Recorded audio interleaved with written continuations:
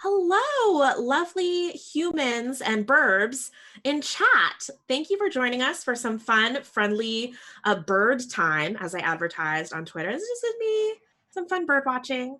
But thank you, really, everybody who's been watching the stream all week, who's tuning in today. Let's get some donations going. I would love to bump us over that 16K mark. But yeah, we're gonna play some D&D for a good cause. We are playing an adventure called Down Came a Blackbird by Stacey Allen on Dungeon Masters Guild. I don't think that sounds foreboding at all. But to start us off, let's introduce ourselves. You're going to have an opportunity, everybody, to introduce your characters in a second. But let's tell everybody who we are first. And let's start off with Brian. I'm just going to go zigzag down our screen. Sure. I am Brian Thomas of Initiative Coffee Company.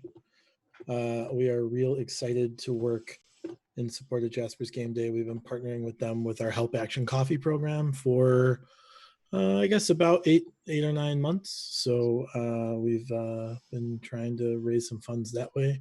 I think Jake just posted in the chat how you can find out more about that. Get your Midida coffee blend. Wonderful. Miguel. Hi, I'm Miguel Diaz. I'm with Jasper's Game Day, and today I am going to be playing Uman, Illusion Wizard. Ooh, that sounds troublesome. Ginny, what about you? Well, I'm Jenny. I don't really know what to say that I'm with. I'm with all the things. Everything. Yeah, well, no. Save versus Hunger, D8 Summit, some of the charity conventions I work on. We're actually hosting one starting Friday, directly after this stream ends, for May Days online charity convention. And then I do some writing and stuff. Yeah. Nice. Connor, what about you? Hey, everybody. My name is Connor. My preferred pronouns are he, him. I am a mental health counselor in our public schools.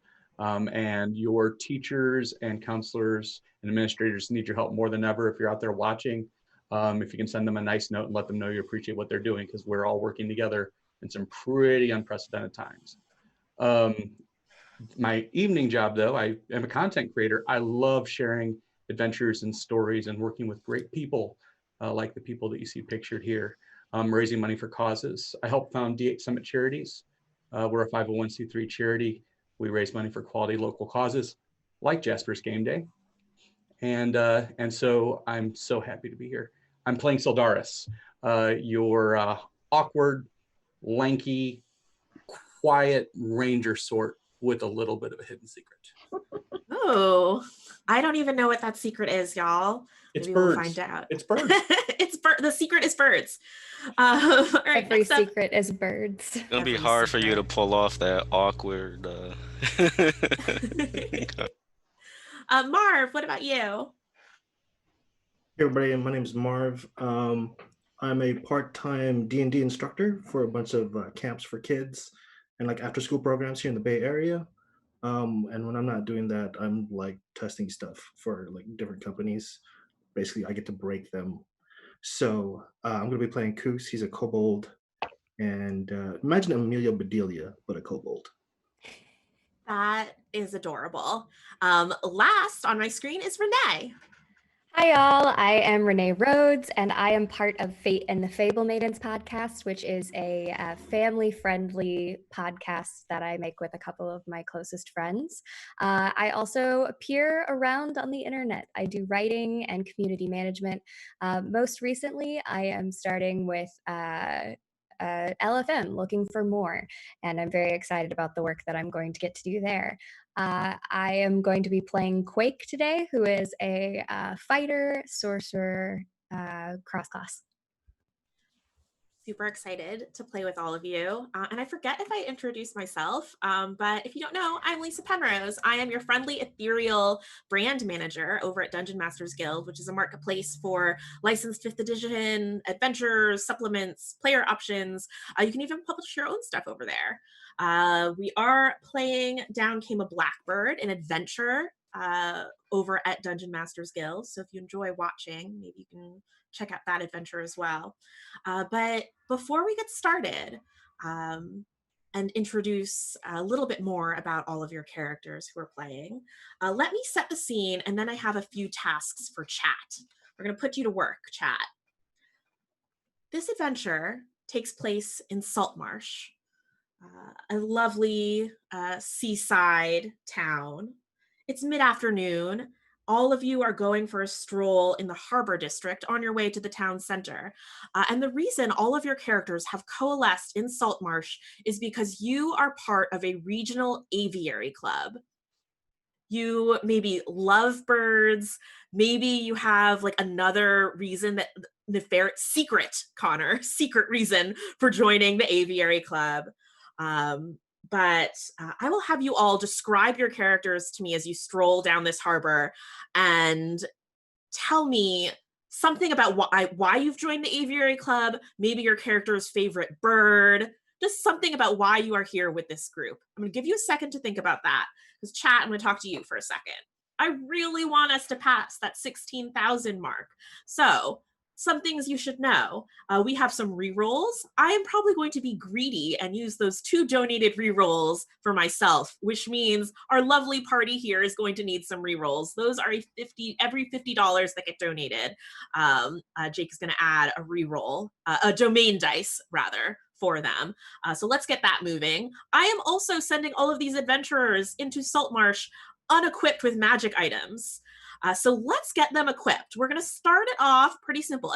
$25 will be one magic item that they get to argue over adding.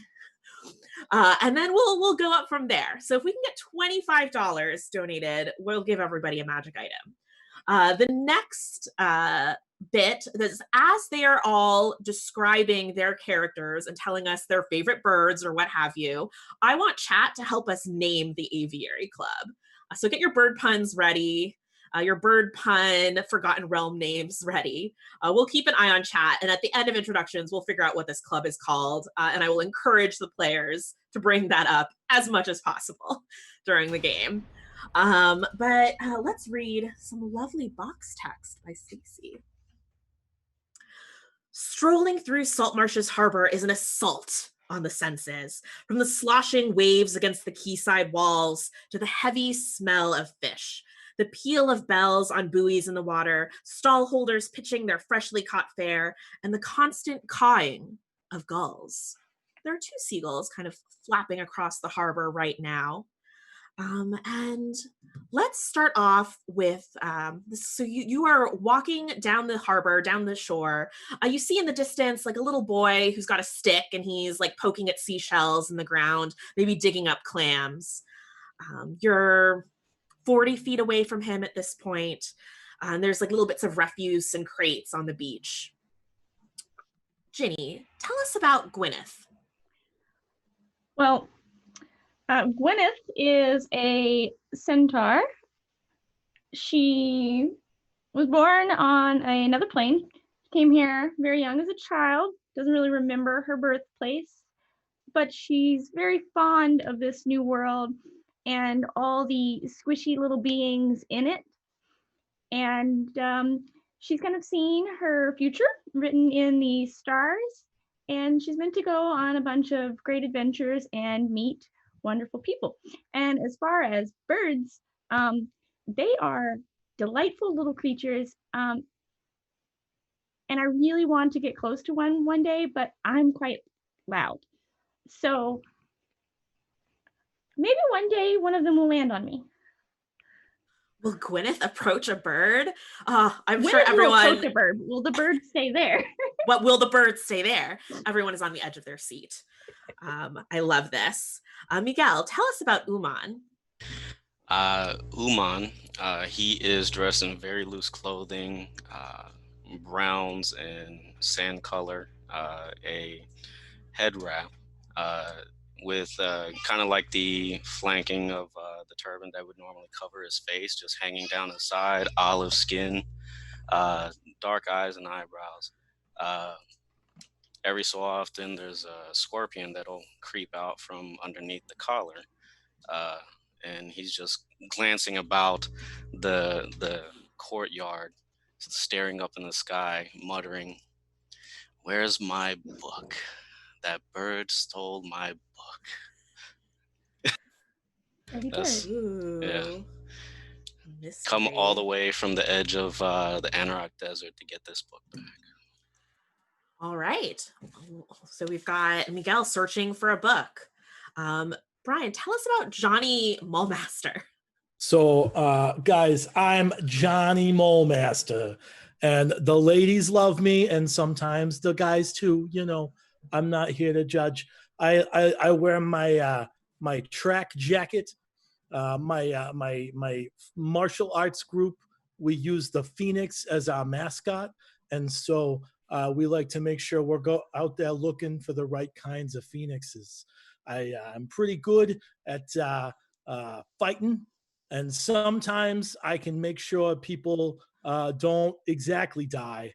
I'm not the best at keeping people alive, but maybe they don't die outright. You know what? That's better than nothing. I think so, yeah. What about Sildaris? Hello, Lisa. So I'll describe Sildaris. Sildaris is a lanky human male. Apparently late teenage years, about 6'5", 6'7", so very long, very tall, but very thin, and looks just sort of like he's wearing a body that doesn't fit. He dresses very rustically in clothing that resembles that of like a simple woodsman, and is never found too far from his woodsman's axe. As far as why Sildaris would be in part of this club, Sildaris loves animals, all things animals. And so when he found out there was actually a club dedicated to birds, this is completely novel and new. He knew he just had to travel to go see this. And he's been walking to Salt Marsh for a long time just to see it. I'm really excited to see what Sildaris finds when he sees this book. Salt Marsh is known for having some particularly interesting bird activity right now. Rumor has it. So you should see some interesting things. Let's hear about Quake.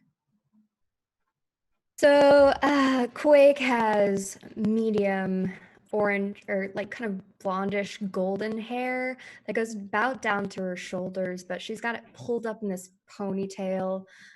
She has a crossbow slung across her back.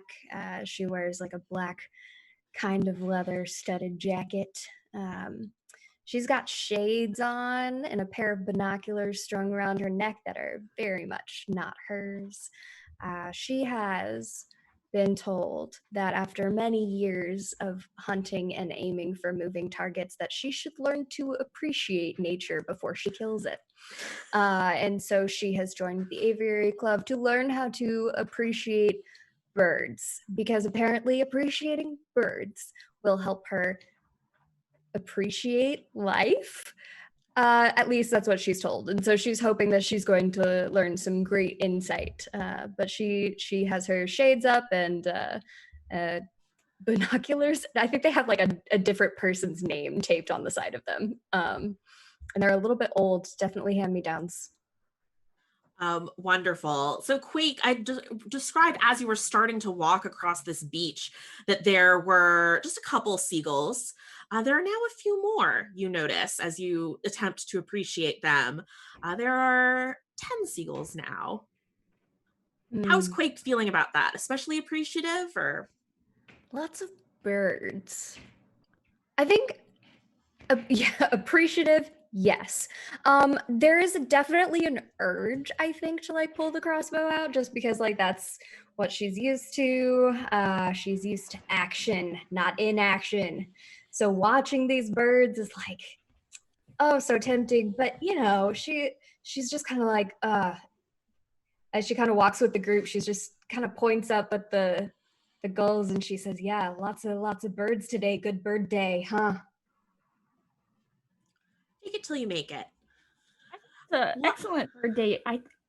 Do you think they'd notice if I just like walked up there? Do you have like grain or anything that they might like, or you kind of like just look in my bag and I'm like, I think I ate all of that. Oh yeah. Those birds, you want to go meet those birds? They're not huge or hardly on fire at all. Yeah, but there's a lot of them and they might not notice because they're being very loud. So it's a total volume of birds that you're interested in. What was the overall volume? No, I'm interested in the firebird now. You got me sold on that. As everyone discusses this increasing number of seagulls, let's turn to the last member of the party, Koos. So Koos is a kobold. He's probably tiny for a kobold. That's probably why he survived when the rest of his clan was attacked by the clan of the dragon, or the cult of the dragon.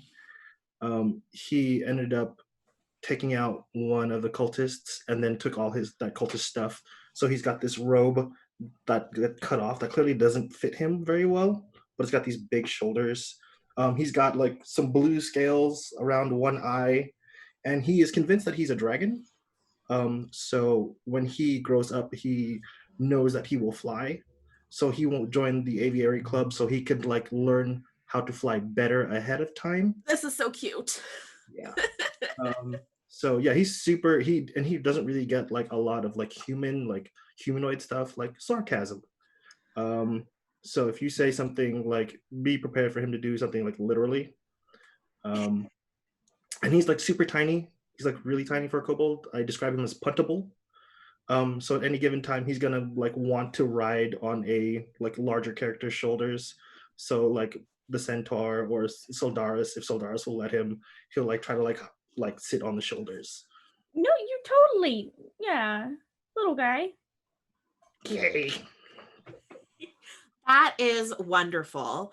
So this is a lovely foray from our aviary club. Now, chat gave us a lot of really great suggestions. I don't know how many of you were keeping an eye on chat, but some of my favorites were the Vicious Mockingbirds, All Cardinal Directions, Crow and Tell, and the Collective. Were my faves. Does this group have any favorites? I like Crow and Tell.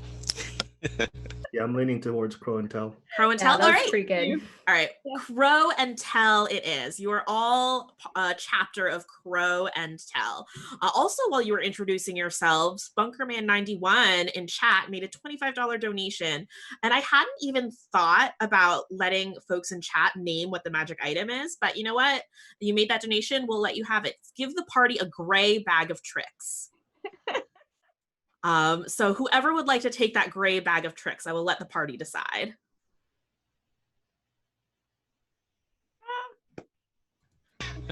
Give it to Cos or Coles. Yeah. Koos, you want to hold it? So Koos will take it and he'll like put it around himself and realize that it's about the same size as him. It's like a backpack. You just kind of like, leave it resting against me back there. You're fine right now. So it's like wrapped around Koos, but it's like across your back. It's keeping you on me. I think I've seen those before. You could reach in and pull something out. No telling what you might get. Koos will try to like go in, but then like get stuck in it because it's. No. I don't think we want to pull anything out yet. You put your arm in and you feel against your scales lots of like these little like fuzzy jiggling orbs. Did you take one out and you're licking it? Is that what's happening? Yeah. I think he dove in the bag, didn't he? Isn't it? Yep, just licking it, trying to see what it is. There's now an additional fuzzy thing in the bag. All right, so you guys see this gray bag of tricks kind of on top of Gwyneth's shoulders, on her back, and it's kind of like things are moving inside of it. And as you do that, you suddenly hear a high-pitched scream. The little boy who had been digging for clams has dived into one of the crates littering the beach, and those 10 seagulls you see are now 30 seagulls, all squawking and cawing and kind of air diving at this crate. What does the Crow and Tell do? Well, there's a kid there, and I think this is like my moment to shine. I am just gonna like run up there and try to scatter these seagulls. Absolutely. Yeah, just galloping, and so you gallop over to the seagulls. I do not neigh though. And you are surrounded by them. This is the closest you've ever been to birds. It's from your face, it seems like an exciting experience. And then one of them dives at you. Or actually, it's a swarm of them. So goodness, like 10 of them dive at you. And it's quickly become a terrifying experience for me. Suddenly, does a 15 hit your armor class? 15 does not. Okay, well then I'm gonna burn one of our domain dice. What about an 18? That certainly does. All right, all of you see the birds kind of fly away for a moment, part as Gwyneth runs in, and then they swarm and surround her. And they start pecking at you, and you take 7 piercing damage.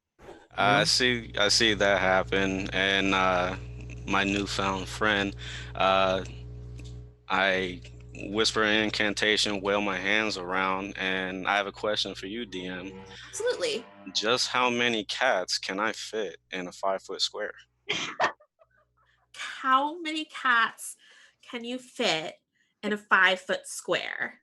Well, okay. Cats are liquid, and they, Yeah, that's true. Is this? Are we calling is this square a box? Because if they fit a cube. A cube of cats? Let's say a swarm of cats against this swarm of seagulls. Yeah, so I'll cast Minor Illusion, and it takes on the form of a swarm of cats that are all just meowing and at the birds to kind of like get them away from my centaur friend and get them away from the box. Okay. Roll for me. I'm trying to think how do we determine if these burbs are scared? Roll me an intimidation check. All right. But with advantage because a swarm of cats is fun. I do also have the actor feat if it makes any difference. So, okay. Well, we'll say that's part of why you're getting advantage. All right. So deception, that's gonna be a 19 total. Okay. So we'll say that swarm, the one that was directly kind of on top of surrounding Gwyneth, suddenly starts to screech and flap away. There are a few that are like diving the little cats, but trying not to touch them, just kind of intimidate them back. So you have dispersed one swarm. Oh yeah, a few of them just kind of like are on her back and just like climbing up, and just kind of one just like perched on top of Gwyneth's head and just sitting there just swatting at one of the birds. Yeah, Marv, from inside of the bag, you hear extremely loud cawing, but now also meowing and hissing. Bruce is super confused. He'll peek his head out of the bag. All the birds are attacking the centaur. Yes. And I have Warcaster, so I will shocking grasp one of the birds. Absolutely. Go away! And let's see what I roll for that. The new D&D Beyond roller is so nice. 16 to hit. 16. That will hit a swarm of gulls. Great. For 1 whole lightning damage. One of the 10 seagulls gets zip-zapped and falls. The rest seem enraged by this. Now I don't know whether we could roll initiative now, but I kind of think let's go through the rest, like kind of go around the table essentially. Quake What is is so Quake ready. thinking? So ready. The seconds that birds attack someone, that crossbow is coming off her back. She is not going to sit by idly and wait while these birds step out of their lane. Fly out of their lane? It's fine. Yeah. So that crossbow comes off and aims at any of these aggressive-looking birds that are flying towards my centaur friend, Gwyneth. Absolutely. There are two swarms. One seems particularly upset about this weird centaur kobold combo creature that zips after them.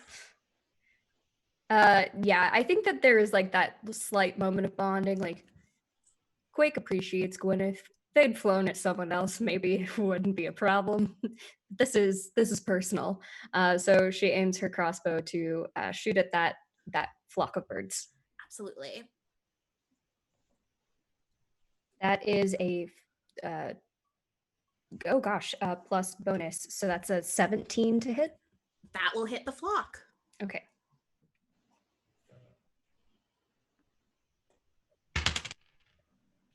And that is 5 damage. 5 damage. You see more of these birds falling and plunking onto the sand.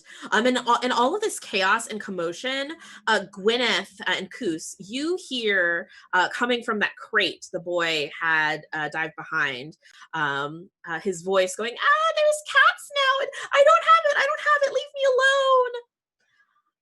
What is Johnny Mulemaster doing? So Johnny Mulemaster is going to sprint over to the small child, and on his way, he'll be sure to take one brief pause to pose and say, "Don't worry, Johnny Mulemaster's got it."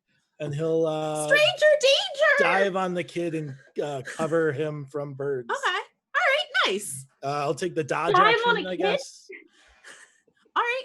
Cool. So In you're kind of like guarding the protection. crate, the opening of the crate. Like just kind of like keeping the birds away. Nice. Yeah. The seagulls kind of turn. They start turning their attention to you as you are in the way. Sildaris.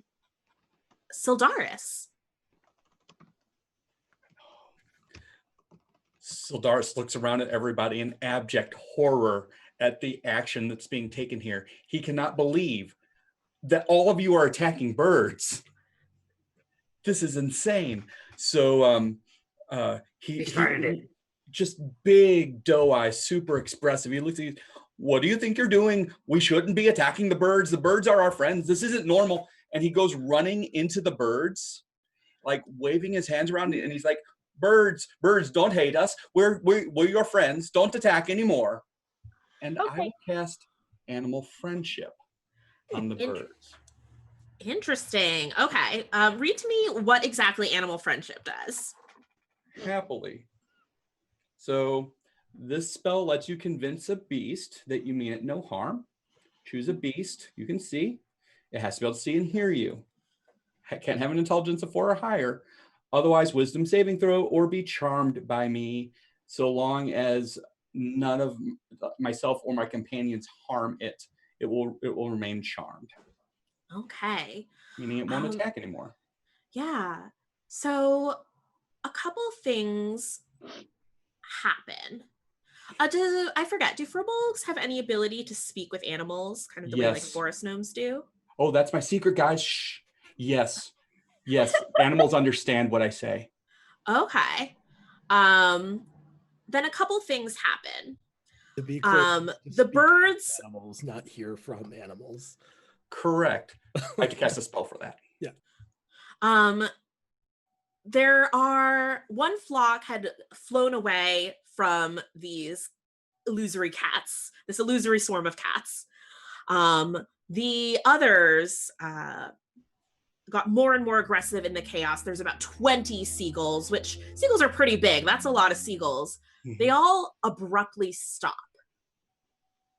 And they land on the sand on top of Gwyneth, on top of this crate. One is on top of Johnny's head. And they all turn to Sildaris at the same time.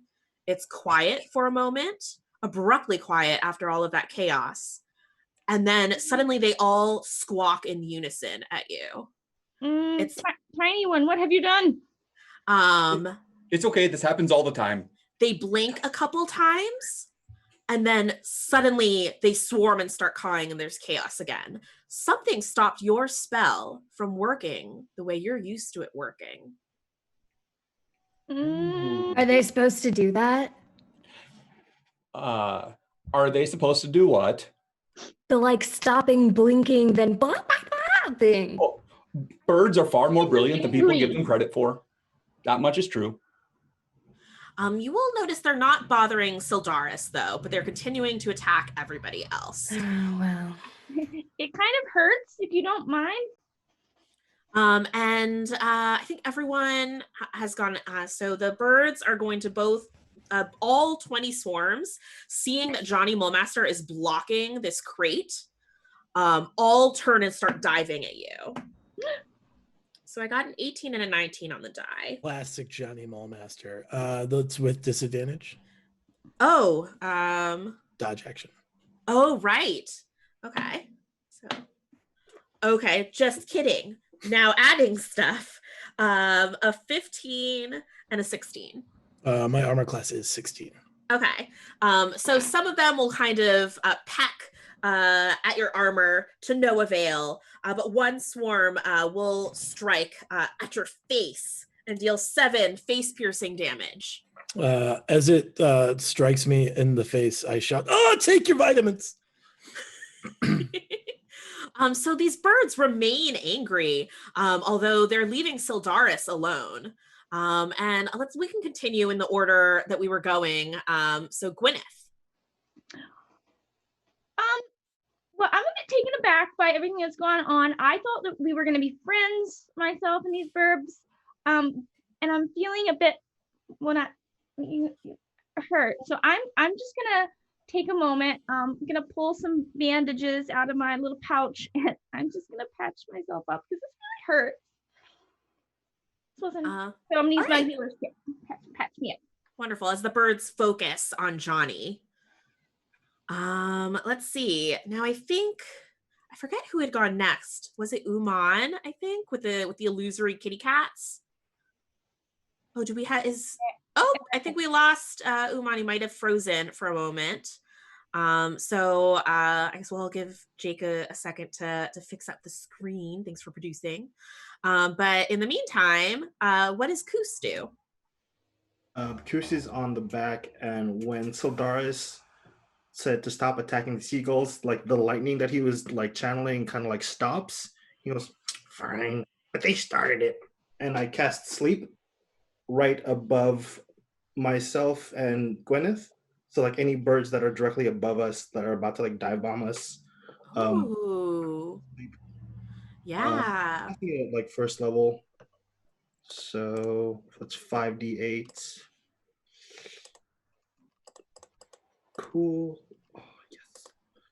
Oh, and it adds it for me. Yes, thank you, DDM God. Oh my God.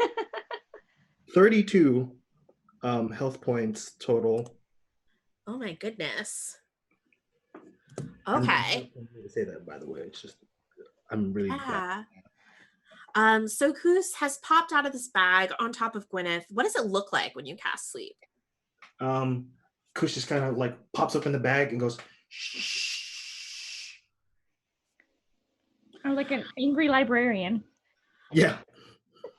So you angry librarian shush these seagulls, and their caws become slower, sleepier, and then suddenly all of them start to like just drop onto the ground.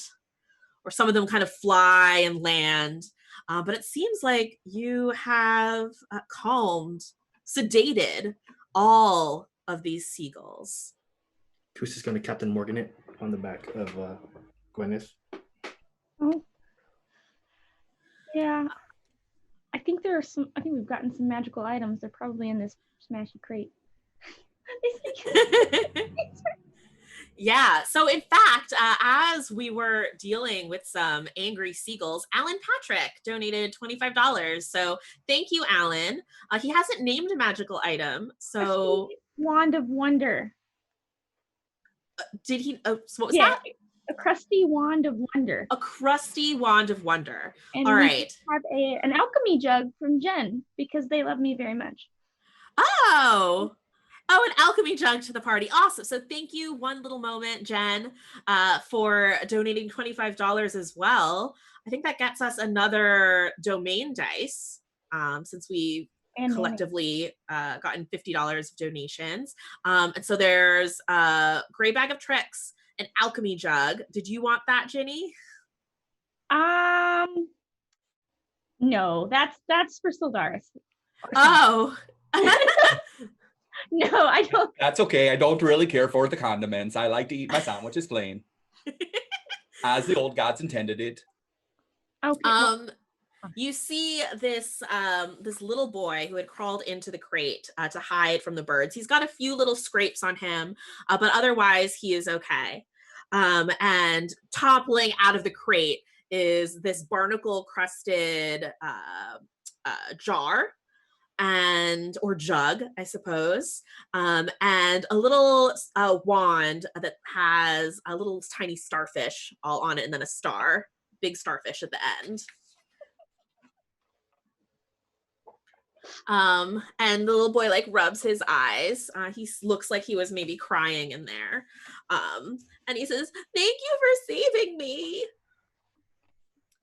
Quake is pointedly looking away, has the crossbow now slung, not slung over her back, but like held at her side, and is looking out to see if there might be more gulls coming because they multiplied very quickly before. And so she's just like scanning the skies. Yeah. See Roll me a perception check. Sure. That is a 13. A 13. You do see some birds in the distance, flocks of birds. There seem to be actually a number of very large flocks. In your time with the Aviary Club, with Crow and Tell, you have observed and appreciated a number of birds, but you haven't seen them in this large of groups. But they don't seem to be coming towards the beach at all. You also notice in the distance a spout coming out of the water, kind of far off in the ocean. Are the birds, the clusters of birds behaving erratically or chaotically like the ones we just saw? They seem to be aggravated. Okay. What do the rest of you do? This little boy is standing before you. I will. Would somebody please get the boy away from the beach? That trick is only going to keep those gulls out for just a minute or two. I mean, yeah. Let's just. I'll pick him up, gently. Whoa! He might be able to walk. That seems a little invasive, don't you think? Yeah, but he seems a little bit terrified right now and in shock. So just like a gentle cradling, like we. Folks, there are more birds on the horizon. We gotta move. Let's go, kid. Oh no! Don't let the birds get me. We better go. As everybody is going away, I'm going to look down at the ground. I'm going to see one of the birds that looks like maybe it'll wake up and maybe it'll be friendly. I'm going to take it with me. I'm going to tie a little string around it. Cute. And hold on to it on my shoulder. And when it wakes up, maybe it'll be able to tell us what's going on. Because that is not normal for the birds. I know, I'm sorry I lied to all of you. That is not normal for birds. I knew it. I knew it wasn't normal for birds. I've only been a part of this club for a short time. I just had this gut feeling this was wrong. When they blinked at you, just something's not right about those birds. You were talking to the birds. Sorry for the disconnect. So, birds coming? Oh, yes. Right. Welcome back. The birds have all fallen asleep. And you've saved the little boy who has with him a crusty alchemy jug and wand of wonder. Sounds good. What are you doing on the beach, man? We're here to help, but looks like they're coming back. We better get off the beach, you know? we should get away from the birds because I think they think I have it, but I don't have it. And all the birds are going, there's something going on with them. They've been acting funny. Yeah, we agree on all of those things. What are you talking about? He kind of puts his arms around Gwyneth's neck as she cradles him. I'm assuming you're all moving. Yeah. This is a walking and talking sort of situation. Away from the water. Yeah, my friends and I we were at the swamp and we were looking for treasure. We love looking for treasure. It's a fun game. But this time we actually found one. It was an egg like this big. And he puts his arms up.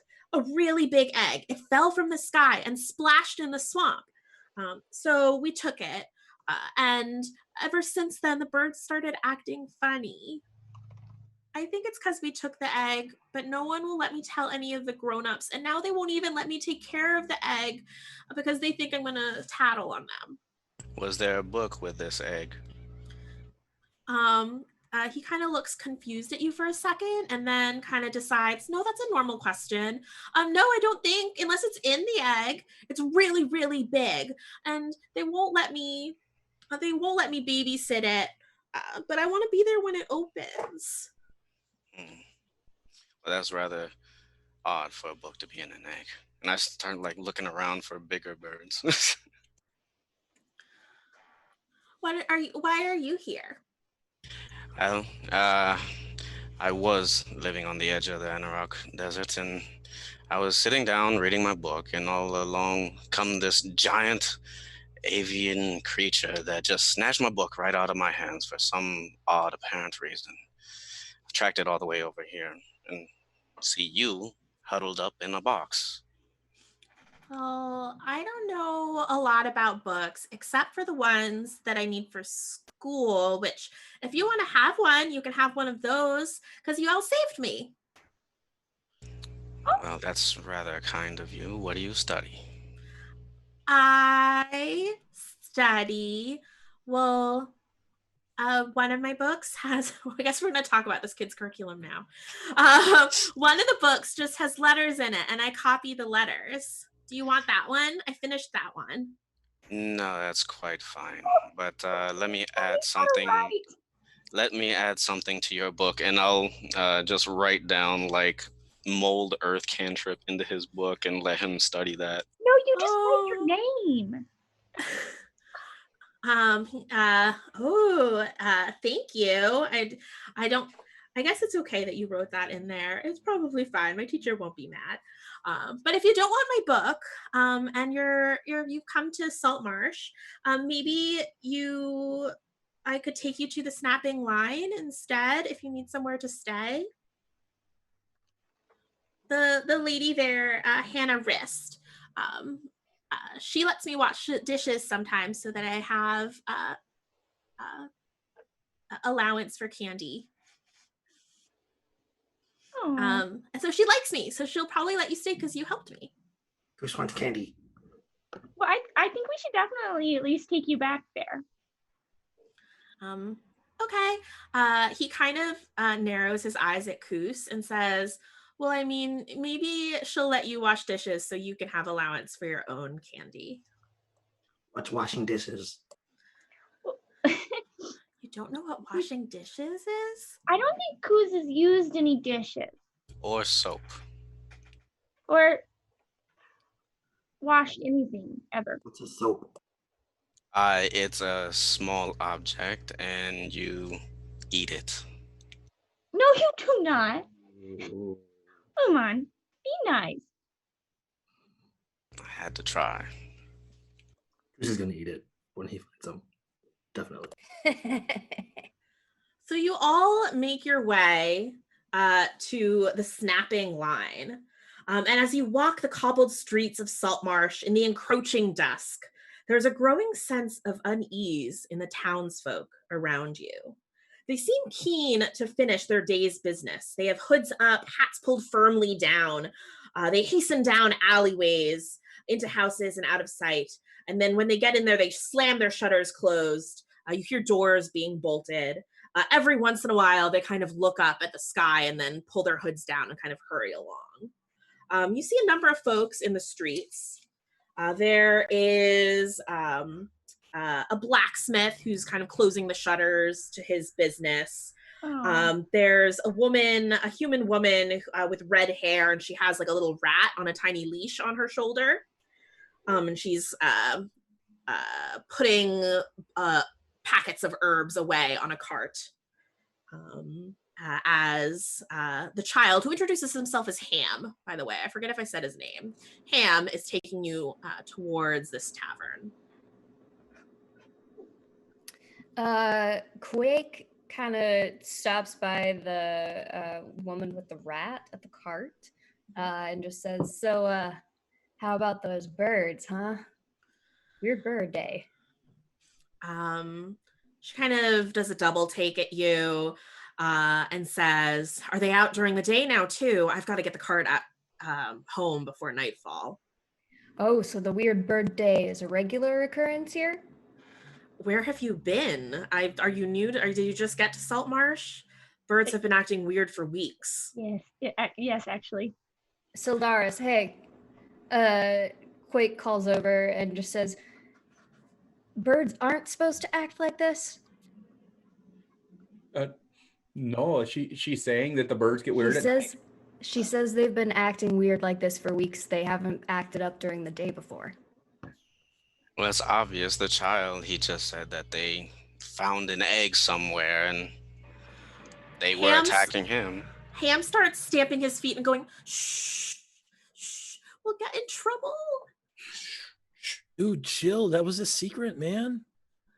These kids aren't going to trust Johnny Molemaster and company if he goes spilling all their secrets. Ham goes, yeah, man, it was a secret. Yeah, man. This guy. I'm sorry. I haven't been around people for a long time for this reason. Renee, or Quake, roll me a d8. Okay. So really quickly, does this lady with the herbs, does she have any peppers? Like hot peppers? Yeah, she probably has like one of those things where it's lots of like red dried hot peppers in a string. What'd you get, Renee? 6.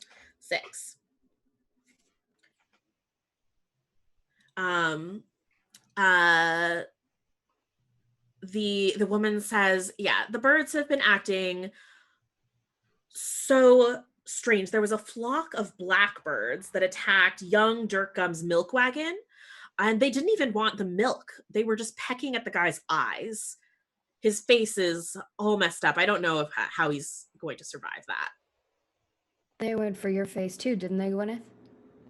They kind of went for my face, but they were mostly just like pecking all over. My face is up pretty high. Johnny Molemaster thinks they go for faces as blood is pouring from his face. Yeah, I was gonna. Where he was face attacked by his swarm of birds. Johnny next, yeah. I'm still rather curious why they were huddled around that box with a child inside of it. Well, maybe after this one decides to wake up, I can ask it. Oh, how long does sleep last? A minute? Yeah. The bird abruptly wakes up. You've tied a little string around it so like its wings are pinned. Okay. No, I'm not trying to pin wings, but like you would with a hawk. You tie a leather around his little foot. Around its foot, yeah. He starts, it abruptly wakes up and starts lashing its wings about. But calm down, It's okay. Trust me, I don't mean to hurt you. I got you away from them before they could kill you. It starts cawing aggressively at everybody else. Okay, but they're fine now. Just you be cool and they'll be cool. Trust me. I've talked to them a little bit. They halfway know what they're talking about. I appreciate you. And at that, then I will cast animal. I speak with animals at that point, so the bird can speak back. Yeah. It continues lashing its wings and kind of stomping its little webbed feet. And you just hear it saying, "Thieves, thieves, eye for an egg, eye for an egg." I don't know why it sounds like a parrot. But it keeps saying that. A lot better than screaming mine over and over. Yeah. Like they didn't. And it just keeps saying, "Thieves, eye for an egg, And then it seems to calm down. And then suddenly it just kind of stops. Mhm. Animal friendship still lasts 24 hours. Okay. It stops repeating those things. It has stopped lashing and stomping its feet. And it just kind of looks at you confused. And it goes, food? Of course. And I'll reach out and give it some food. And it's just like food. And then it's just chomp, chomp, chomp, chomp, chomp. Yum, yum, yum. And then more food. Yeah. It'll keep eating as long as food is given to it. Oh, that's a seagull. Okay. If you keep giving it food, maybe it won't be able to fly away. I was in San Diego and I saw a seagull fly down and snatch a whole churro from a 3-year-old's hand, fly off with the churro and then try to swallow it. And it can't happen. Like the churro's like this long. So it's like, and the churro's like sticking halfway out of its mouth. Yeah, that was weird. Anyway, so seagulls. Kevin wants to buy a bunch of peppers from the lady, if that's possible. I mean, we're closing pretty soon. But I guess you can buy some peppers. How many do you need? Like a string of them? He, just grabs a bunch of gold because he knows that humans like these. Oh, yeah, take as many peppers as you want. Great. And he'll like climb up, grab a bunch, like as many peppers as there are, and he's gonna give one to each party member. So, you be dragons like me. I'm fine. They're I'll give one to the seagull also, and to the kid. So everybody gets one pepper. Mom says I'm not supposed to eat these, but why? You're gonna be dragon like Koos. He's like, it turns you into a dragon? Yeah, watch. And I'll cast Dragon's Breath with one and just kind of into the air. Now you're a dragon too. The woman with the rat like abruptly starts moving her cart away from all of you. Quake will follow Koos's lead too and quickly eat the pepper, cast Produce Flame right above her hand, and blow on it so that it looks like it's like it's coming from her mouth. But it's on top of her hand. I want to be a dragon. What does Johnny do? Johnny will 100% eat the pepper and then wait for the dragon breath ability because he's not very bright, and be very disappointed when nothing happens. Yeah, Ham is also gonna like immediately like throw the pepper into his mouth, and you see his like little face start to get really red. And he goes, I'll tell him, blow as hard as you can. And I'll cast it on him also. Well, what I was gonna do for that was as soon as he blows, I was gonna do minor illusion to have a stream of fire come out and take the form of like a galloping fire unicorn that leaves like foot trails around the air. Then Koos is gonna prestidigitate that too. That's cool. Yeah, I'd say with everybody working together, this becomes a very cool illusion. So he's like crying because it's so spicy, but he's like, "Yay!" here. Being cool requires sacrifice. Being cool of your taste buds. Okay, I'll remember that. Can I have another pepper to show my friends later? And he saves this one in his pocket. Milk for the little boy. Yeah. We're right by the snapping line. They have milk there. And he takes you over to this building that looks like it's made from the wooden framework of a bunch of different fishing ships. There's lobster crates and frayed fishing nets that are stacked all around the entrance, and he pushes the door open.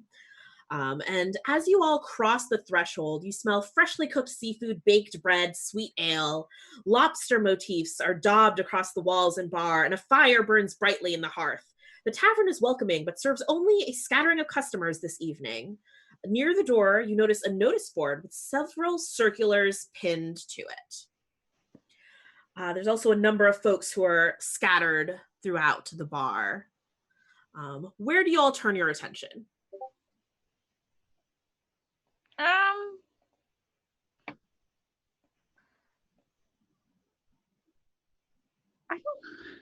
I'll grab a refreshment because I'm rather parched. I'll check the notice board. Yeah. Absolutely. Okay. So some of you go in, you get some drinks. By the bar, there's a small group.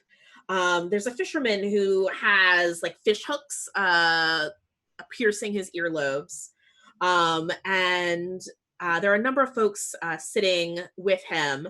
And you hear them, Uman, suggesting, well, but well, how about you say this about George? And the fisherman just kind of shakes his head, and you see a tear kind of go down the side of his face. Those of you who turn to the notice board, you see that there are 3 notices.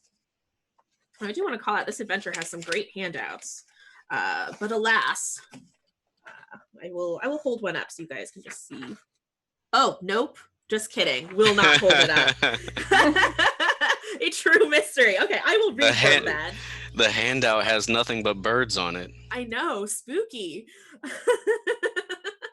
All right, it says, urgent town meeting. When?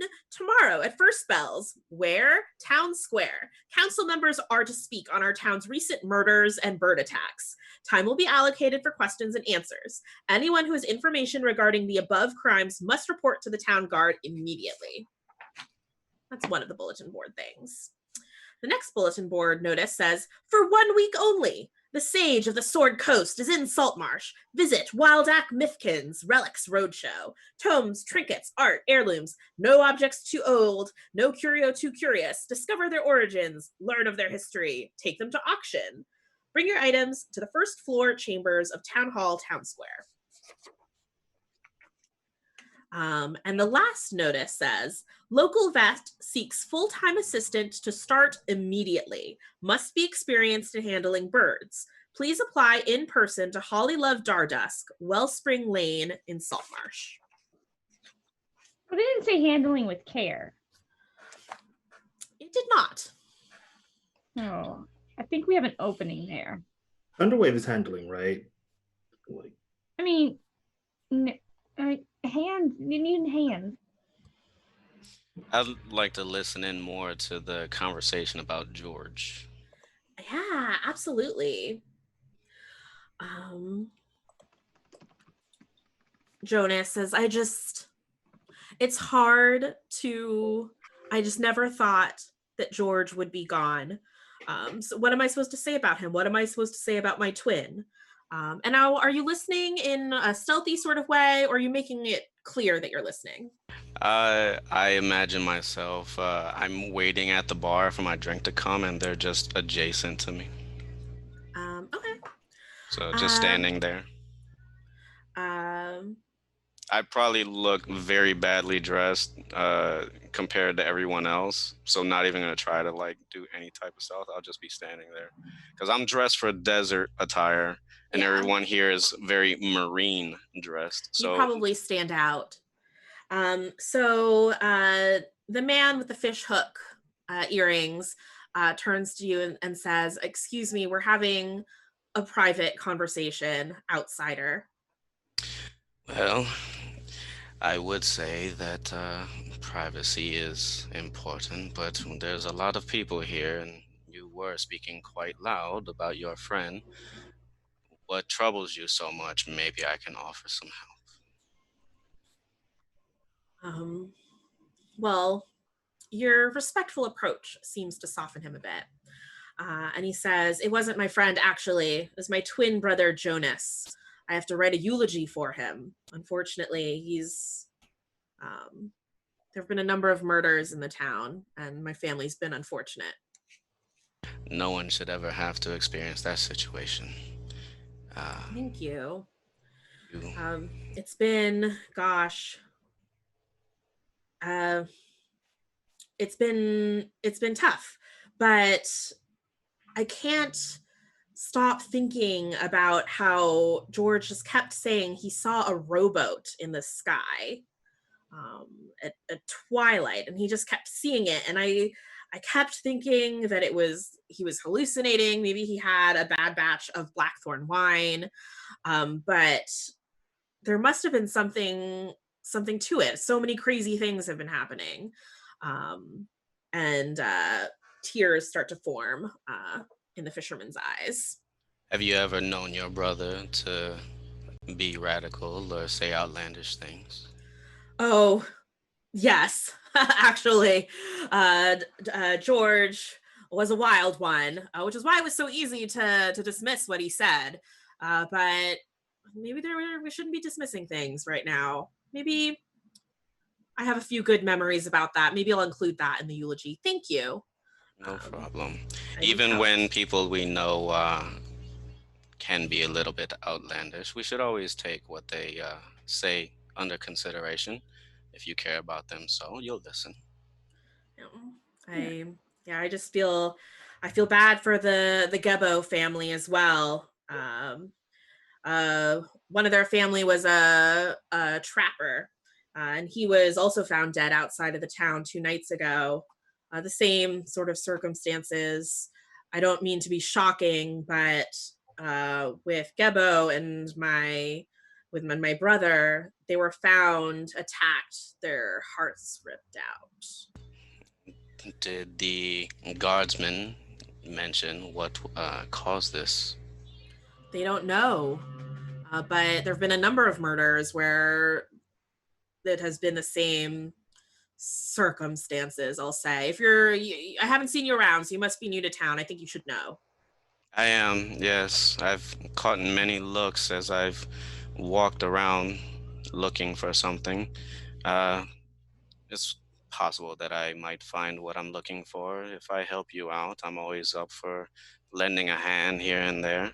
I'm with them over there, and I point to the others.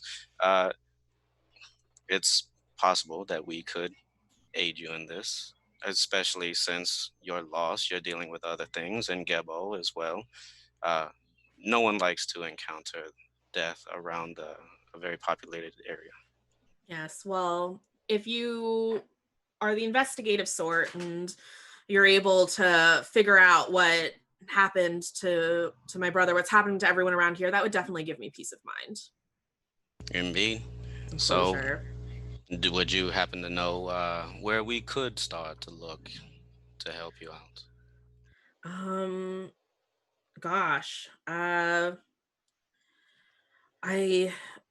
the scenes of those crimes have been cleaned up by now, but if you're staying, unfortunately, it seems every few days something happens. Something unfortunately is bound to happen again soon. Maybe if you point me into the direction of the last known occurrence, then I could suggest this to my party. Something else you might want to talk to somebody who knows something about birds. Birds have been acting strange recently too. They might be related. Will do. Hey, friend. So, do you have a favorite tune of yours? Something that might ease your woes? And as soon as he mentions it, I'll just, have a little music playing for the next minute, and I'll turn back to the party, and I'll Lovely. let them know. Great. So Uman kind of returns to everyone crowded around the bulletin board and shares this information. There's a lot of me that wanted you to hear what the song that Cure His Woes was, and then just walk away and be like, "Oh, that's interesting." The Macarena. Better move though. Also, definitely when you recount the part about eating a heart, Quake is like, "Whoa." Who's done that? Wait, they said there was bird stuff too? These notices say stuff about bird stuff. Indeed. He lost a Gosh brother darn recently birds. to a bird attack, and another individual, another bird attack. And the creature that Sildaris was speaking to, you mentioned, Sildaris, that it was spouting off that an eye for an egg or something to that effect. And that would be when you notice that Sildaris is nowhere near the common room. He never set foot inside. Oh. That is just way too awkward. That's just a busy room. He's sitting outside, petting and talking to the seagull, trying to figure out what's going on, why it's so upset, what can we do to help? Because the animal, it's far less awkward to talk to the animals than to talk to the people. For a while, you're talking to this seagull, and it's just demanding more food. And then as you're trying to ask deeper questions about what's going on, it becomes apparent that this seagull doesn't remember anything from when it was enraged. Um, it it seems confused, and then it tries to prod you for more food. And if you say things like thief or what about eye for an egg, it just kind of looks at you and blinks and shakes its head. And as you're talking to this bird, a woman in sailor's clothes, her hair is kind of tied into a tight low ponytail in the back. She's got a tobacco pipe. She saunters over to you and leans against the outside of the snapping line. You've got to be careful with birds here, you know. Seems dangerous, could peck out your eyes. No, I think that Wilbur over here is pretty friendly enough. Aren't you, Wilbur? And I'm just going to stroke it underneath. She raises an eyebrow. It might be friendly now, but I'm stranded here because of birds. Attacked my ship. Here until I can get the sails repaired. But lucky I made it out with my eyes. Not everybody is so lucky. They went after the sails. Yeah, I was just sailing past Salt Marsh, and there was sargassum, like a bunch of seaweed I went to check out. And there were a bunch of seagulls and other birds. And I could have sworn I saw a whale, but I saw a spout of water, but it was red. Anyway, before I could see more, the birds swarmed my ship. I barely got out of there alive. Well, that sounds like quite a terrifying thing to have happen to you. Thank you. Yeah, it was. And not a lot scares me. But a few too many of anything can be quite unsettling. So how long are you going to have to wait here? I hope that they can fix it soon, but I guess I'm not the only one who's getting my sails poked to Swiss cheese. But I've been keeping an eye on the birds. I'm suspicious of them. And there seem to be just like a whole bunch in these really large groups. But they're less aggressive when the tide is out, I've noticed. But they seem to be more aggressive when the tide comes in. Yeah. Real mad, especially at night. Okay. So Soldaris will think back when the boy hid in the box. Was the sand wet, which would seem to indicate it was low tide, or was the sand dry? The sand was dry. So it was high tide. And high tide happens twice a day. So happens once in the day and it happens once at night. Except during, the summer months. Odd. Okay, that's helpful information. I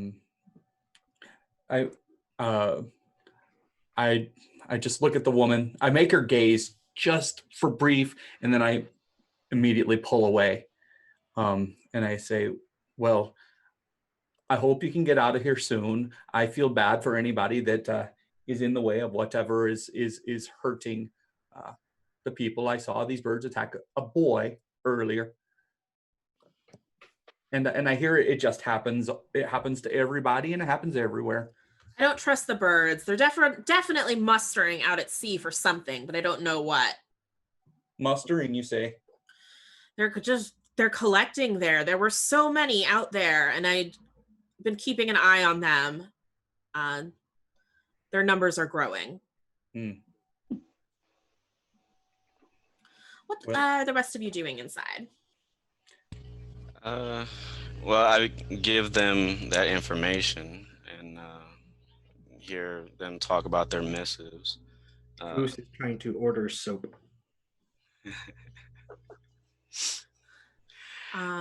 So you're at the bar, and the landlady there says, we have soap, but people don't usually, I could give you like a bar of soap. Very well. In fact, if you're going to be staying here, Ham told me what you did, so it's on the house. Thanks for keeping an eye on him. But if you're going to be staying here, just take the soap on us. And they kind of like toss a bar at you. Right, I'm gonna try and like stop him from biting into it right before he does that, and be like, "Koos, I was just playing. That's not what you do with soap." Wait. Koos, is it good?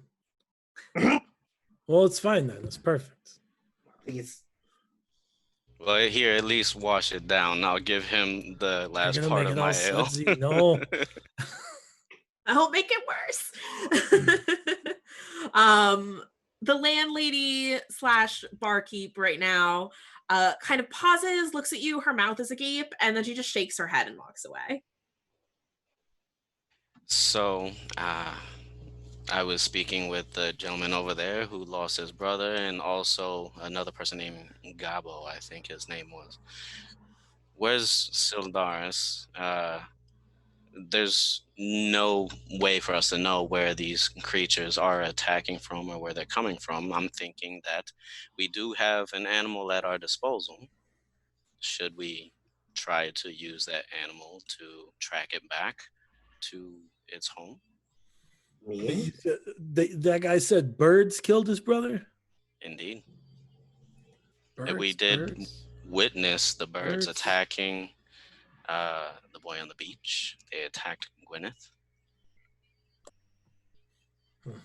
And Sildaris even mentioned before that the bird was spouting off an eye for an egg. You know who knows a lot about birds? I'm glad I thought of this. Sildaris knows a lot about birds. We should go ask Sildaris about all this. You know, I wish I had thought of that myself. Mm-hmm. You could learn a thing or two. I'll keep note. Don't worry, I'll like pat him on the back and be like, you just stick with Johnny Mole Master. You're so smart. Johnny, you're my new friend. Johnny is everyone's friend. I suppose we're gonna go check out Sildaris. Yeah, you guys like look around, you trace your steps, and you see Sildaris is right outside. Didn't follow you in. I'm gonna get a drink for Sildaris and take it to him. But probably just water though, or something Sure. organic. A glass of, I'm sorry, did you just ask for organic water? Organic keto water. I need organic keto water. I think that's the one with the like the fruit in it. Like keto's a fruit, No, right? that's the opposite. It's the one. What? Let's see. Well, we've got two kinds of water here. One is water, and the other one's salt water, which you can find out there by the beach. I think the We'll do the one. regular. Yeah, that's All right. Yeah. Regular water. Yeah. One salt water, please. That wasn't one of the options. This one's with you? Yes. And keep an eye on him. I'm worried he's going to get into some trouble. Oh, okay. Koos, come on, get back. Koos will like scramble back up onto the back, onto the horse part. Well, I'll kneel down. Gee, cool. Don't pull. I did forget we just walked into a tavern with a horse lady. This is perfectly normal. That's a statement. Yeah, I'll take the water out to Sildaris. Right. Sildaris, I got you a drink. You didn't come in. I thought, maybe you wanted something to drink. I was gonna get you like a regular drink. It was suggested that maybe you would want something less. Well, something less stuff, I guess. So here's a water, I guess. If you want something else, they got it. I don't know. Why are you out here? What's going on? Oh, Sildaris looks up and takes the water, and in his eyes, he looks apologetic, like he feels like he should be apologizing for something. And he says, well, I've just been out here talking to my friend here, Wilbur. Wilbur, is that the bird? Coochie coochie. Wilbur. And the woman here with the pipe. I'm here too. Wilbur. Oh, yes. My name's Bryn. And she reaches her hand out to shake everyone's hand. Bryn Sea Blossom. Nice to meet you, Bryn. Blossom. I'm gonna look at the thing I took down from the pin board that was looking for vet help. Is that also Bryn Sea Blossom? That was Holly Love Dardusk. Okay. So no is the answer. Yeah. That was not his name then. No. Brain is an accomplished sailor captain. Those are things. Oh, thank you. I've known this guy. What's your name? Sildaris?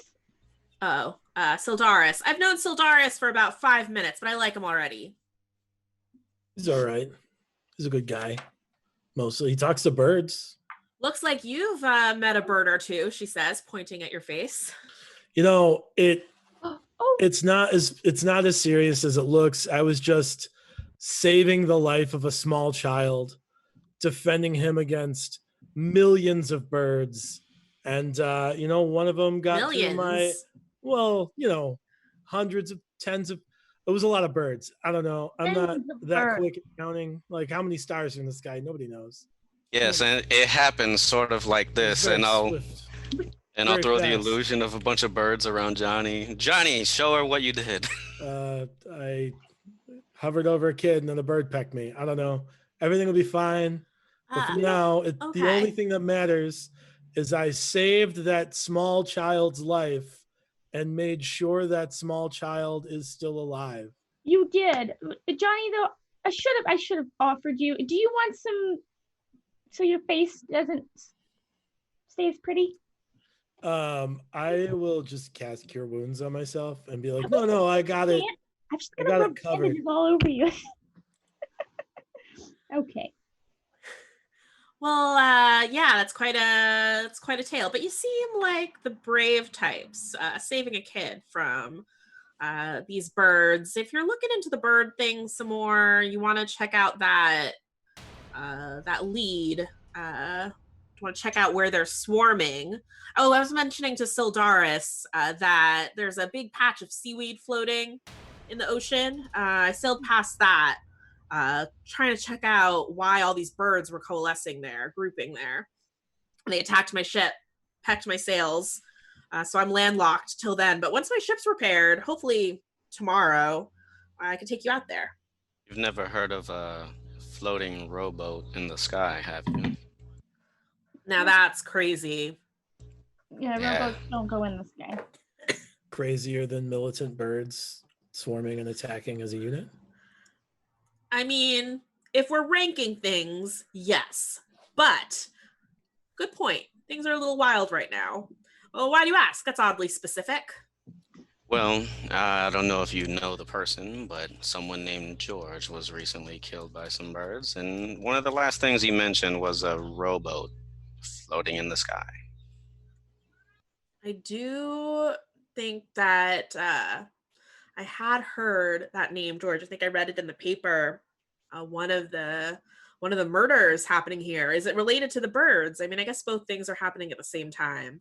All I know is that Saltmarsh has had a streak of murders where the victims' hearts are missing, seemingly eaten from their bodies. Gruesome stuff. Would kind of like to leave Saltmarsh, honestly. Bird. Okay, so I know that you might not believe me because of things I might have said earlier that were less than truthful, but birds don't rip people's hearts out of their chests and eat them. Well, not all birds. I've seen plenty of vultures eating a cadaver in the desert. Exactly. I've seen the very large birds do exactly that. Very large birds.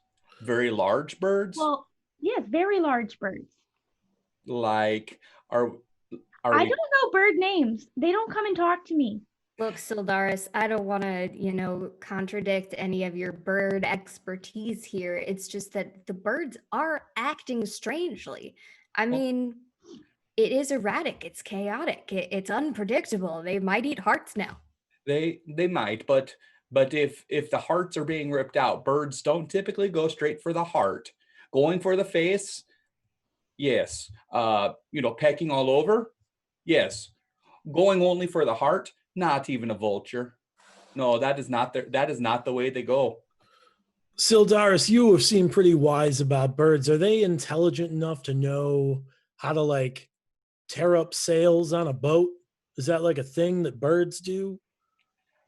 But it, I've not- seen him do it. Yeah, I mean, ob- if they're obviously it's a pecking at thing hearts, they it's do. If our weird, if too. friend here has seen it, like Right. Oh, no. I absolutely believe our friend, the Master Sailor Captain Bryn. She saw what she saw, and I believe her. No, what you're saying is they went and ripped somebody's heart out. And I'm telling you that a bird is not capable of doing so. Maybe eating the whole body until it gets to the heart, yes. That is something a bird would do. Ripping a sail, that's unusual, but a bird could do that, or a lot of birds. Although So I don't know why they would. So you're saying that these particular small birds could be under the effect of something arcane that could affect their mood. I believe that it's possible, but until I see any birds acting that way, I can't know for certain. Saw them acting that way however, on the beach. exactly. I did, but we had other things going on, like saving a child's life. Perhaps if I were just observing them, I don't know. I feel like I'm saying too much. But if you want to see the birds act weirdly again, just wait until the high tide. It should be in another. How long ago did the last tide happen?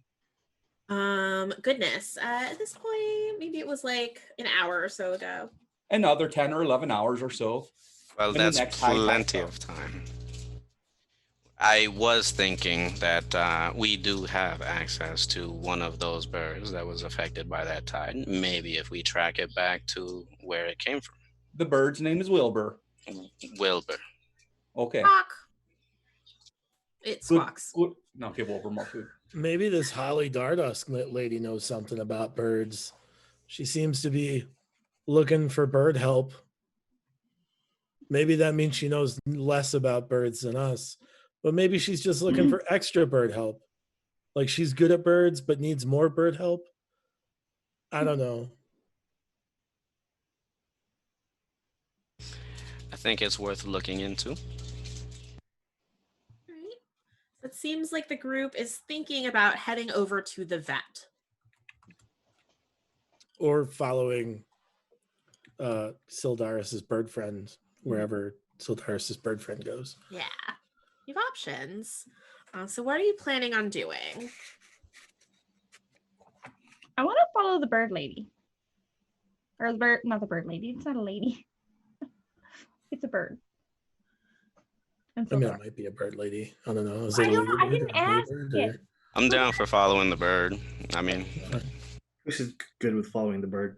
Sildaris, is it a ladybird or a? Well, I haven't quite asked it. Like, I suppose that's rude. Mhm. Okay. We don't need to know. No, we don't need to know. It's a good bird. Mm. It's a very good bird, aren't you? Yes, you are. Scratches. Yeah, it's a very happy bird.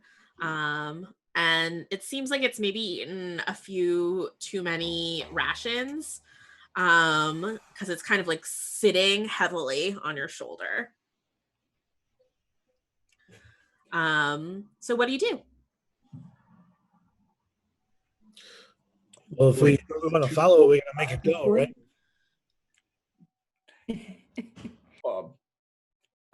So Light a Wilbur- fire under its feathers. It's I was not kidding. the I was same. kidding. I was not suggesting setting the bird on fire. Some birds are It's already okay. on fire. It's a little different, though. It's just a turn of phrase, you understand. I can ask Wilbur where Wilbur wants to go, but I can tell you that Wilbur isn't the best conversationalist right now. There's no weird eye winking or speaking and cawing in unison. So right now, mostly what I'm getting from Wilbur is food, but right now I think sleep is more Wilbur style. Wilbur, even as Sildaris is explaining this, you see his little seagull eyes kind of closing and his head kind of tilts, like nuzzles into his body. So Wilbur might not be leading us, but do you have any idea where we should be going? Let's go help out, check that lady then. The bird lady for a whole different reason. Yeah. Is there an address on the bill post? There is. There's a street address. If you go in, the landlady of the Snapping Line can also give you directions, so you can easily get there. She also passes you a crumpled note. She said Ham had to leave after washing some pots, but he wanted me to give you this note. And you see that like all these words, like letters are backwards, things are spelled wrong. The little crumpled note says, "Hello, me and the others will be at the town meeting tomorrow. Please come. We are scared of the birds. I am really scared. Also, don't eat the eel pie. The cook dropped the eels on the floor, then put them back in the pot. She didn't know I could see." From Ham. He has been studying his letters. Yeah, real good. Good job. I knew he would do some good use to that spell I put in his book. And you all head over to the town vat, which is there's in the central salt marsh. There's this like rambling 3-story building, and Holly Love's animal surgery is on the first floor. There, you step inside. And it is chaos. Several tiny birds flit wildly around the waiting room. Like green and yellow darts, they dive at the room's occupants, stabbing them with their beaks. There are 2 bird cages that lie empty on the floor, and an elderly woman is in hysterics by the reception desk, and 4 other customers are shielding their faces or trying to hide under chairs. A young woman in an apron is attempting to capture the birds while firmly requesting everyone remain calm. She has these big spectacles that she keeps pushing up her face. And she's like, everybody just calm down now. The birds are just temporarily possessed. You in the door. You, yes, the one who's half horse. Please help me calm these birds down. Oh, I think you might be muted. Jenny, you're muted. Oh, yeah, that's weird. Yeah, we can't hear ya. Oh, there you weird. go. Okay. Well, it was not really me. Coos, the thing you did before that calmed all of the birds down? Yeah. Sleep. Yeah, that one. I think that would help here. I will cast Sleep at first level. So 5d8 again. Before you get that off, I'd like to cast Silent Image to create an area across the floor so all the birds land to peck at breadcrumbs on the ground. That way they don't fall and hit the ground as they're flying. Okay. And also, Sildaris, how long does Speak with Animals last? Also muted. I had to look it up. 10 minutes is the length of communication. Okay. Can you cast it at will, though? I cannot cast it at will. I have to use spell slots for it, but that's perfectly fine. Right now, I'm actually more worried about the room, and I was asked if do you know what's going on? Is there something magical going on? And this is the time for me to know for sure.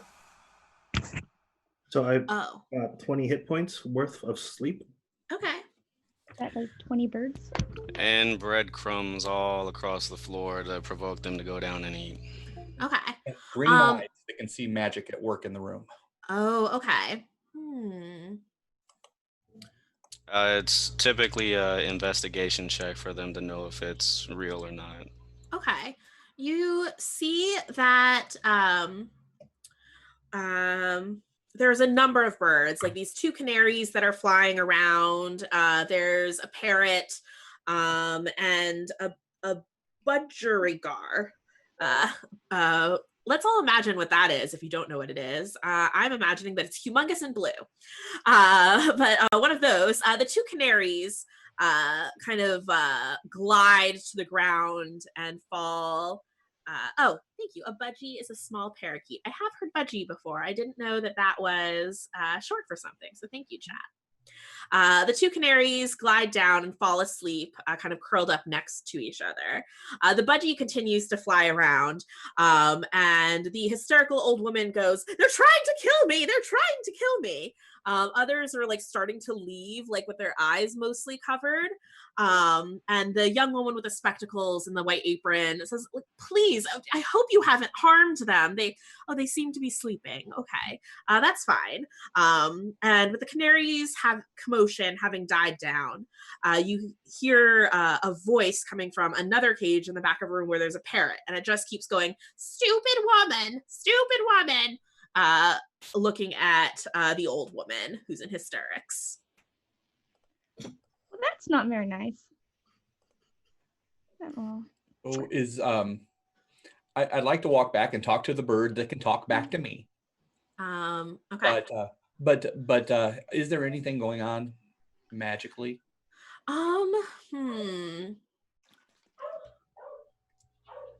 Is it sort of like a detect magic sort of Detect magic is exactly thing? what it is, yeah. Okay.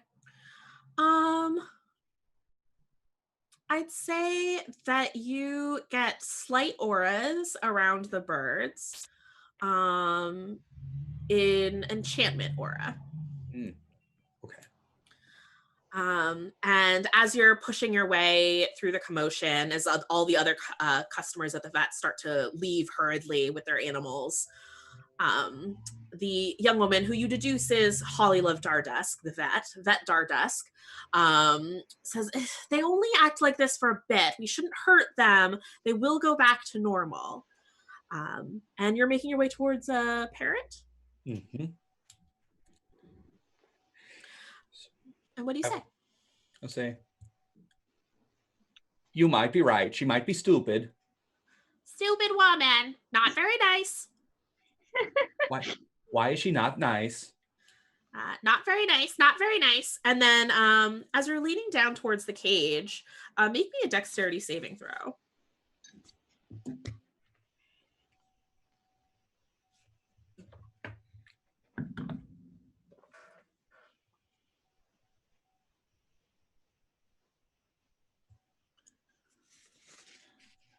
The new dice roller is so amazing.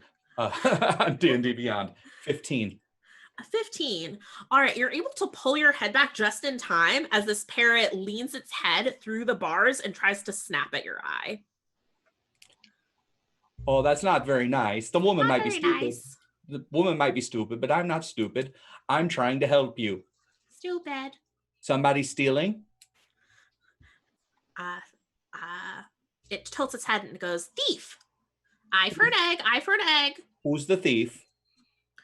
It just starts flapping, aggravated.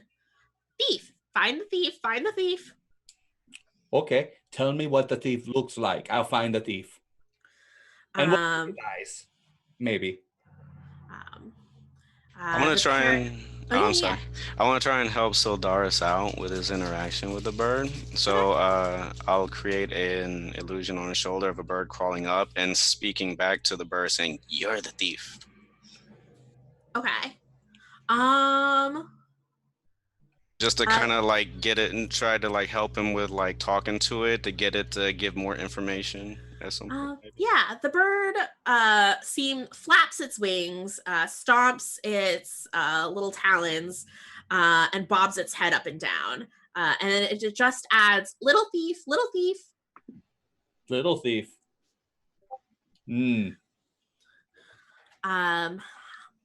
At this point, there is still the budgie that's flying around and kind of like diving at the old woman, stuck in her hair a little bit. Could one of you please help with that situation? I'm helping with these birds here. I'll cast sleep. Can I try to... Lady. Oh, is that? I'm trying to cast sleep one more time. I'm getting the bird and the lady. Okay. Is sleep a concentration spell? No. Okay, so you can cast it again. Yes. All right. So you can go ahead and do that. But Johnny, were you trying to do something?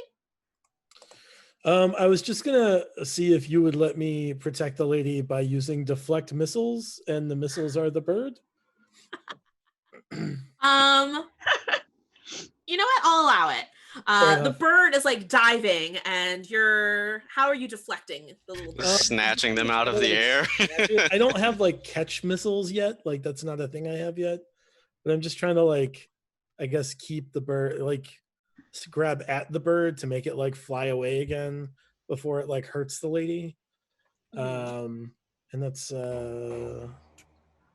reduced by, I don't know. If it's not hitting her, it doesn't really, I don't know. It just seemed like a good thing to try. But if it would have done damage, it would be reduced by 13. Great. Awesome. So the bird is going straight for the lady's face. It is going for that eyeball. But you're able to deflect the bird. And at the same time, Koos, you're casting the sleep spell again. Yes, on the bird and the lady. Yes. So that's 32 health points. Really good one. Okay. Yeah. The bird falls to the ground, doing little birdie snores. And the woman who was in hysterics goes, "They're trying to kill me. They're trying to kill me." And she lies down on the ground and falls asleep. Thank you. Garth, do we understand the part about the tiny thief?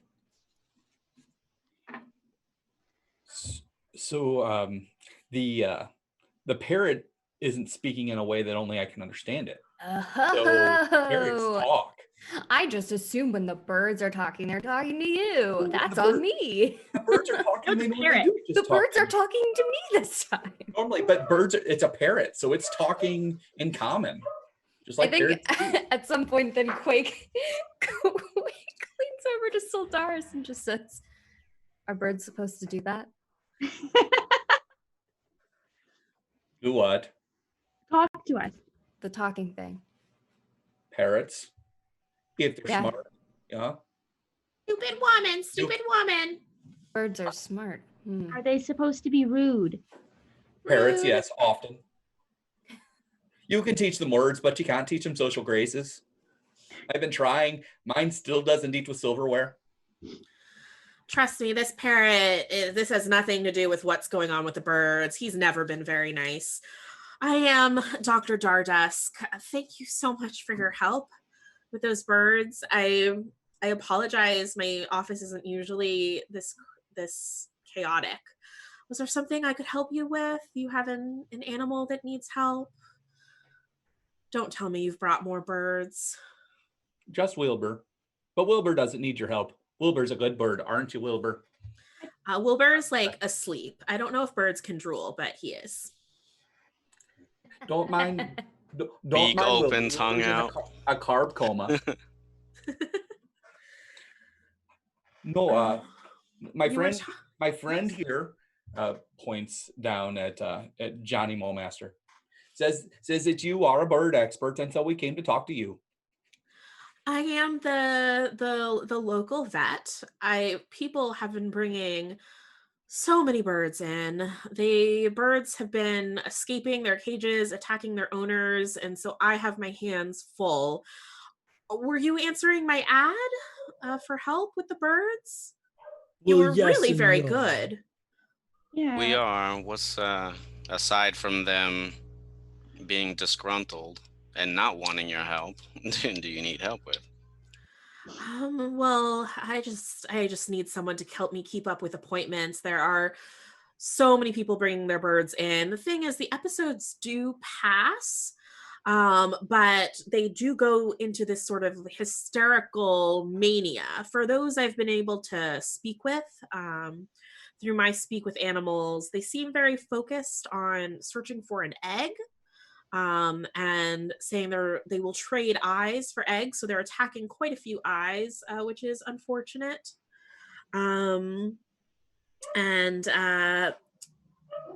were she turns to Sildaris. You were talking to the parrot, and you have this seagull here. I'm wondering if you've been able to get any information out of them. Yeah, sometimes the bird talks back to me. Usually it's mostly food, but seagulls, that's how they talk. The way to a seagull's heart is through its stomach, as it were. Well, all we have is mean, we can make mayonnaise, but do they like mayonnaise? No, that's made out of eggs. That's kind of gross to Well, birds. they're looking for eggs. It's kind of the same. No. No. Well, I'll share. The only other thing I've gotten is that after this hysteria passes, they do seem to share some information with me. I have been able to coax stuff out, and it's the same every bird, but I don't know what it means. Hold on, I have my notes here somewhere, and she takes out a little book, and she reads from a page. North of rocky whalebone isles, seaweed lair of salt defiles. West of salt marsh, home of boats. Dead, but not dead blubber floats. Seabirds flock to widow's den. Slaves to magic. Hawk through wren. Cursed by lady of the sea. Close the eyes and set us free. It seems to be some sort of cry for help, that last bit, but I don't know what it could mean. It's a riddle. It said something about the seaweed thing, which was mentioned before. Do we need to go out to the seaweed thing? Does that mean swimming? Whalebone, it seems to be maybe a rock formation out on the waterline that could look... Or like an actual whalebone. Those exist. Guys, did that thing just talk about a zombie whale? Because like I have big problems with zombies. Back home, they're like all the rage, and I don't love it. Like zombies are all the rage. In Molemaster, we'll come back to that. Remind me to ask you about that after this adventure. Some new folks moved in. Some strange things happened. There was a big explosion, and then wizards. It's a whole thing. Wait, I think it means that there are domesticated zombies in Molemaster. There's really no such thing as domesticated, but I don't think that the zombies are particularly relevant here. Okay, did we ever find out what happened to that egg that we heard about? So you've heard about an egg? All the birds mention an egg. Yeah, all the birds mention an egg. Yeah, it's the egg for the eye thing. I look at Johnny. I'm like, yes, Johnny. Anything about an egg? All the birds talk about an egg. And Ham said he didn't have the egg. Now you're naming names. Now you're giving out secrets. Little Ham. There it is. It's not a secret anymore, Johnny. We need to look for it. It's probably at the root of all of this. If this is something to do with the birds, you can tell me. Like, what is this? What is the secret you're talking about? A kid found an egg. Just an egg, like a special egg. I wasn't really listening. It was a kid. It is a very big egg. Very big egg. Interesting. I mean, it seems like these birds are looking for an egg. Maybe something about returning the egg to the place the birds talk about after their little, confusion riddle thing. Yes. Yes.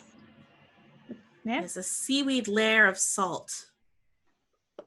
Dead but not dead blubber floats. See, undead. I told you, zombies.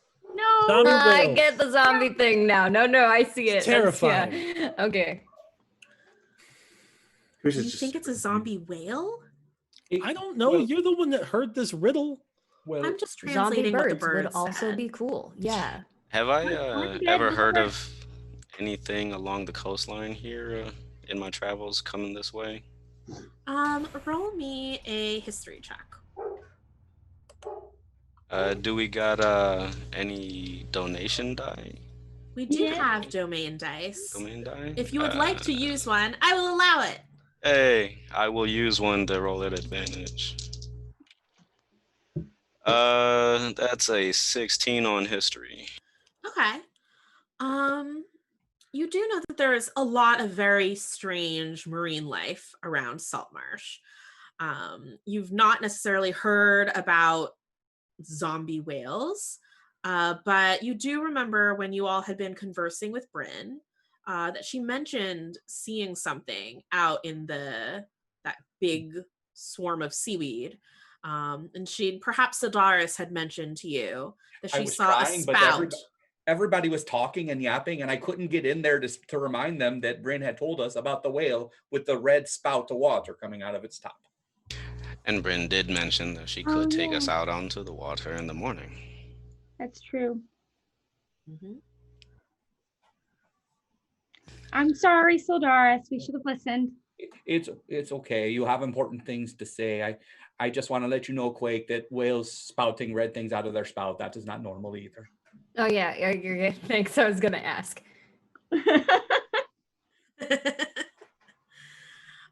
Well, if you're not here to answer the ad and you don't have an animal that I need to take a look at, it looks like all of my customers have fled for the day. Another day that has ended this way.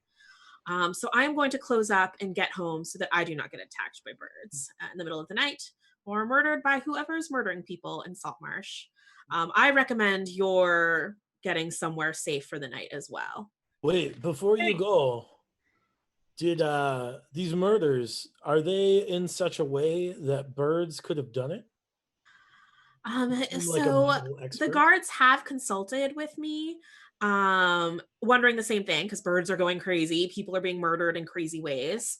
And it doesn't look like, I mean, the biggest birds we have are maybe larger seagulls, some ravens. It doesn't look like something that these birds could have done. What if they like flocked together? Well, my medical opinion, having helped examine some of these bodies, was that it seems to be bites from one large creature rather than many small ones. So a werebird. I hadn't considered, but you know what? Honestly, anything's possible. If there are zombie whales out there, I don't know. Lysa. Yes. Since everybody's really hung up on birds, is there anything I know of in my travels or in my reading of creatures that distinctly go after other creatures' hearts to eat them? Absolutely. Roll me a nature check. And we do have domain dice if you would like to use one for this. I don't know. What does everybody think? Don't want to just take something. I'm okay with it. Yeah. Okay with it? Yes. Use it. Okay. Let me see if I have anything.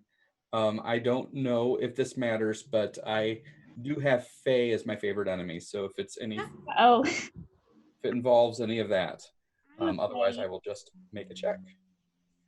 Go ahead and make your check. Okay, absolutely. Nature roll and go. And go. I have to figure out how to roll with advantage on this. So a 15. All right. With your 15, you know that there's a particular type of bird-like creature that is has been seen around Saltmarsh. Extremely rare. Honestly, this is probably why you joined the Crow and Tell, because they were doing this Saltmarsh tour, and this was your chance to see one. It's bird-like. It's called a periton. It has the body of a bird, but it has this head of a stag, and these sharp wolf-like teeth. They have the shadows of humans, but when they eat the heart of a human, their shadow briefly turns to its monstrous form. Really, this is just legend. You didn't really think you'd see one, but it is told that they're seen around Saltmarsh. So you hadn't really thought about it till now, but that suddenly pops into your head. So you share that? This is the point where I just sort of duck my head and I go, "Oh, beep." Yes. There's something you. So let me tell you about the weird animal called the periton. It is a horrendous animal. It has, repeat everything Lisa just said. And they are known for going directly after the heart. They don't even take any other parts of their victim. And is their natural call beep?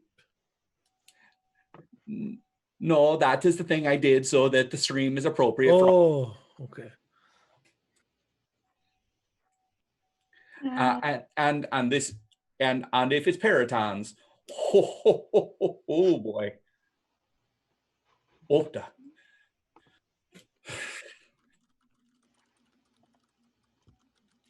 Wow, I'm learning about appreciating so much nature today. Yeah. Never seen a periton, although I've certainly heard stories as a kid about those. If there's one in our town, that's a first for me. Siddharth, Ever do you more know- Do you think reason. this egg is a periton egg? Do peritons like have eggs? Is that how that works? I mean, they do have bird bodies, so I do Yeah. imagine they reproduce through eggs. Maybe it's a bad egg. Bad bird day, bad periton day, you know? Do I've they never heard of birds reacting in this way to a periton, though. are peritons domesticatable? They, to my knowledge, they're wild beasts. At least that's what the stories say. And to my knowledge, they're not capable of ensorceling birds, but whatever we're dealing with is ensorceling birds. I saw the enchantment around it. Could you describe that enchantment? Maybe I've heard of something similar. It is called the School of Enchantment. It's one of the 6 major areas of magic. I've heard of that. I don't know much about magic. Well, thank you for being so descriptive.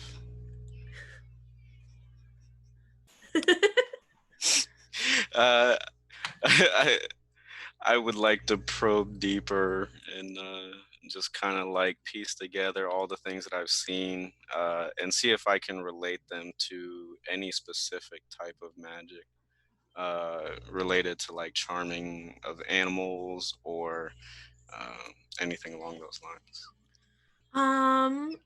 I'll just, without even a roll, I'll let you know that had you heard of anything related to peritons, it would be in line with what Sildaris has shared, that they aren't supposed to be able to enchant birds in this way. So, I mean, they are bird-like creatures, so maybe that's related in some way, but if there's something going on, it's even more unusual than a periton showing up. Hag magic. Must be hag magic.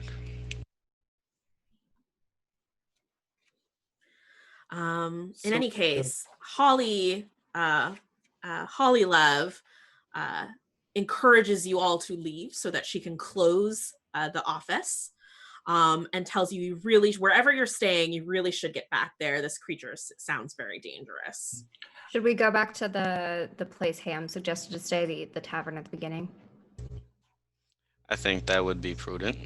Yeah, let's do that. Great. So you head back to the snapping line. And is there anything you do before you spend the night there? Would like to see if there's anywhere that we could maybe acquire some supplies if we're going to be leaving the town the next day.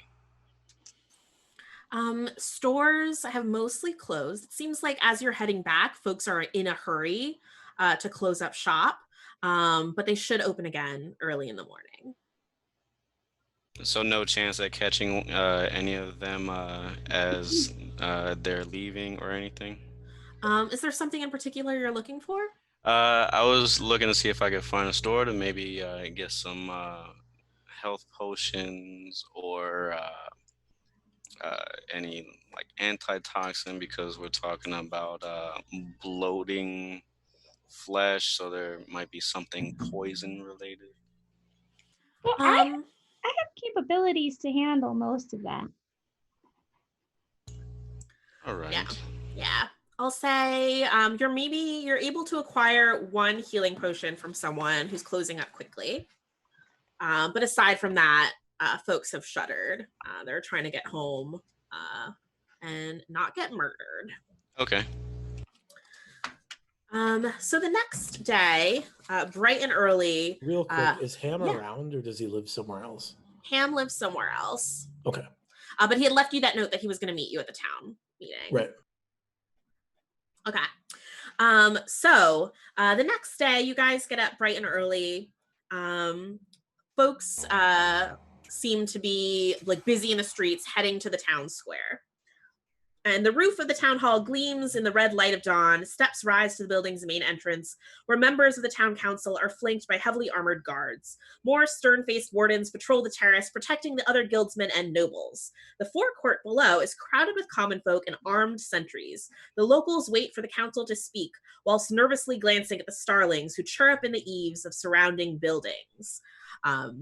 Through the crowd, you see there is a woman who's has guards surrounding her near a sort of small stage area.